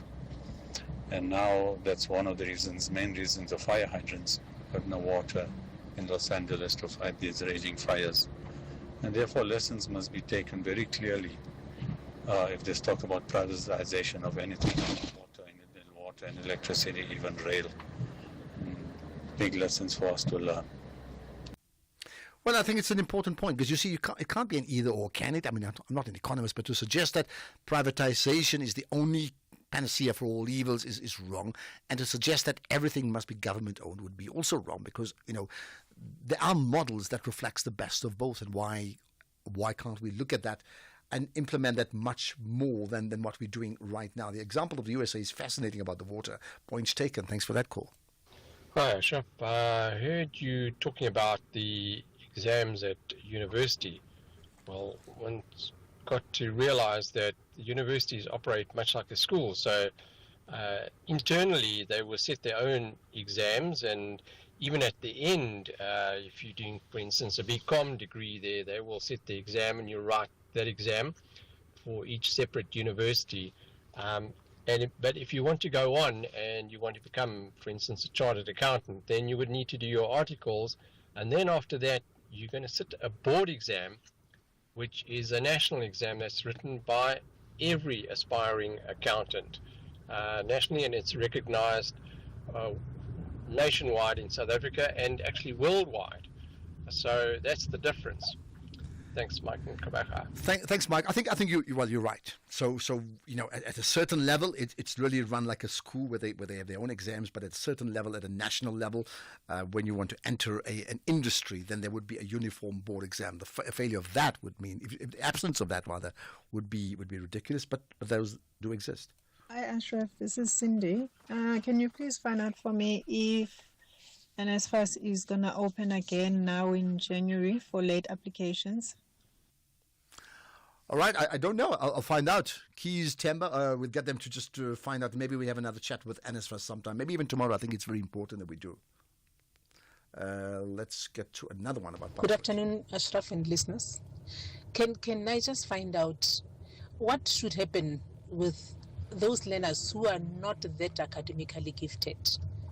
Are we saying that all of a sudden us South Africans, we can all pass at 50, 60, 70 and so forth? What about those learners who are able to make it at 30% and 40% just for them to get that certificate that will take them somewhere? We are closing them out if we were to raise the pass percentage that high. I mean, just tell us as to what should happen with them. What should happen with them? Because this, and it does not mean that if the pass percentage is 330s and 340s, it means that everybody must pass at that level. Those who are able to make it, they can pass at 50% and above. But the pass requirements are also making room for those who may not be that gifted. Let us not forget that as South Africans. Thank you, Untihezi from Town. Thank you for that. But I mean, look, I hear you, and I think you're right. Listen, I'm not the most gifted. That's why I'm not doing other things as well. But I think what is concerning is you can't then call it the same things. You see, you can pass at different levels. So you can say level 1, level 2, level 3 passes, if you want to call it that. But to lump them all as one singular pass. For example, let's say in the medical space, a person who's a cardiologist and a person who's a GP are not equal in terms of their qualifications, and that's why they're called different things. So I think that the argument is, do we reflect that? The fact that they need a certificate, I think, is spot on. You're right. You need them in the market space, but then call that something else compared to what you call others, because that's the truth, isn't it? What about? Good afternoon, Ashraf. Takarani here. Regarding the education system and the unemployment, yeah, the two talk to one another, but let us not forget something. There are jobs or careers that our children, our very own children, look down upon. They do not want to go to Technikon, to TVET colleges, so where they can learn skills, and which we have a very huge shortage of skills. They all want to go to med school and to university, have degrees, so it's not going to work. So we first need to address the attitude, the mindset of the very same children that we want to be employed. Well, I think they must be desperate to want to really make things happen for themselves. You know, you have to knock doors down. You absolutely do. Well, people who drop from grade R or grade 1 until matric is a pyramid. Every level there will be people who drop, because that is the nature of things. Not everybody will do that. Whether it's at varsity, from the people who register in first year level, level 1, first year, up to the end, some will drop along the way. That's the nature. It's like a tree. Christmas tree, that's a thin up when it goes up to the top. Even if all pass matric, we still have unemployed people, because remember now we've got these high failure rate, but there are still people with degrees and diploma not employed. Doctors are not employed. Nurses and teachers, they're sitting at home. So it does not matter. Even if all people write matric and pass from grade 1, they all pass and get 50%, they will sit at home without work. So that is the nature of things. Only few will succeed. It's thin when it goes up. Go away. Okay, probably time for the last one on the issue of the Middle East and potential ceasefire. Hi, Chef Errol here from Durban. You know, I don't think there will be a peace between Israel and Hamas. I wish there would be, but I just can't see it. There are too many hardline right-wingers in Israel who don't want peace, who want to wipe out Hamas for once and for all. And there are even a lot of cabinet ministers who are not, who don't want peace talks who don't want to come to peace. They also want to wipe out Hamas. But it's a pity because if it does, many more innocent people are going to get killed. And well, let's just see what happens. Maybe I'm wrong. I hope I'm wrong. But let's see how it plays out. Errol, Durban. Thanks for that, Errol. I'll tell you what, as a final shot, as someone who believes in miracles, there are problems around the world, and then sometimes things that are just insurmountable just happens, and you're like, wow, look at what's happened here. So I pray, without getting into the ideological issues of the different groupings, I just pray somehow or the other that the people of that region can come together and thresh out a deal that can stick. And central to that has got to be justice, has got to be a precursor to peace. Without justice, you have temporary peace. So I think that's important. And once that's agreed upon, you just pray that peace can stick, isn't it? That's the way we end the show. That's the National Pulse. We'll do it again tomorrow from the team, and of course Keys and Demba and Rosani, putting it all together. We'll do it tomorrow, 3 to 6. Don't forget that. Let's get the news now. It's 6 o'clock. Here's Greg.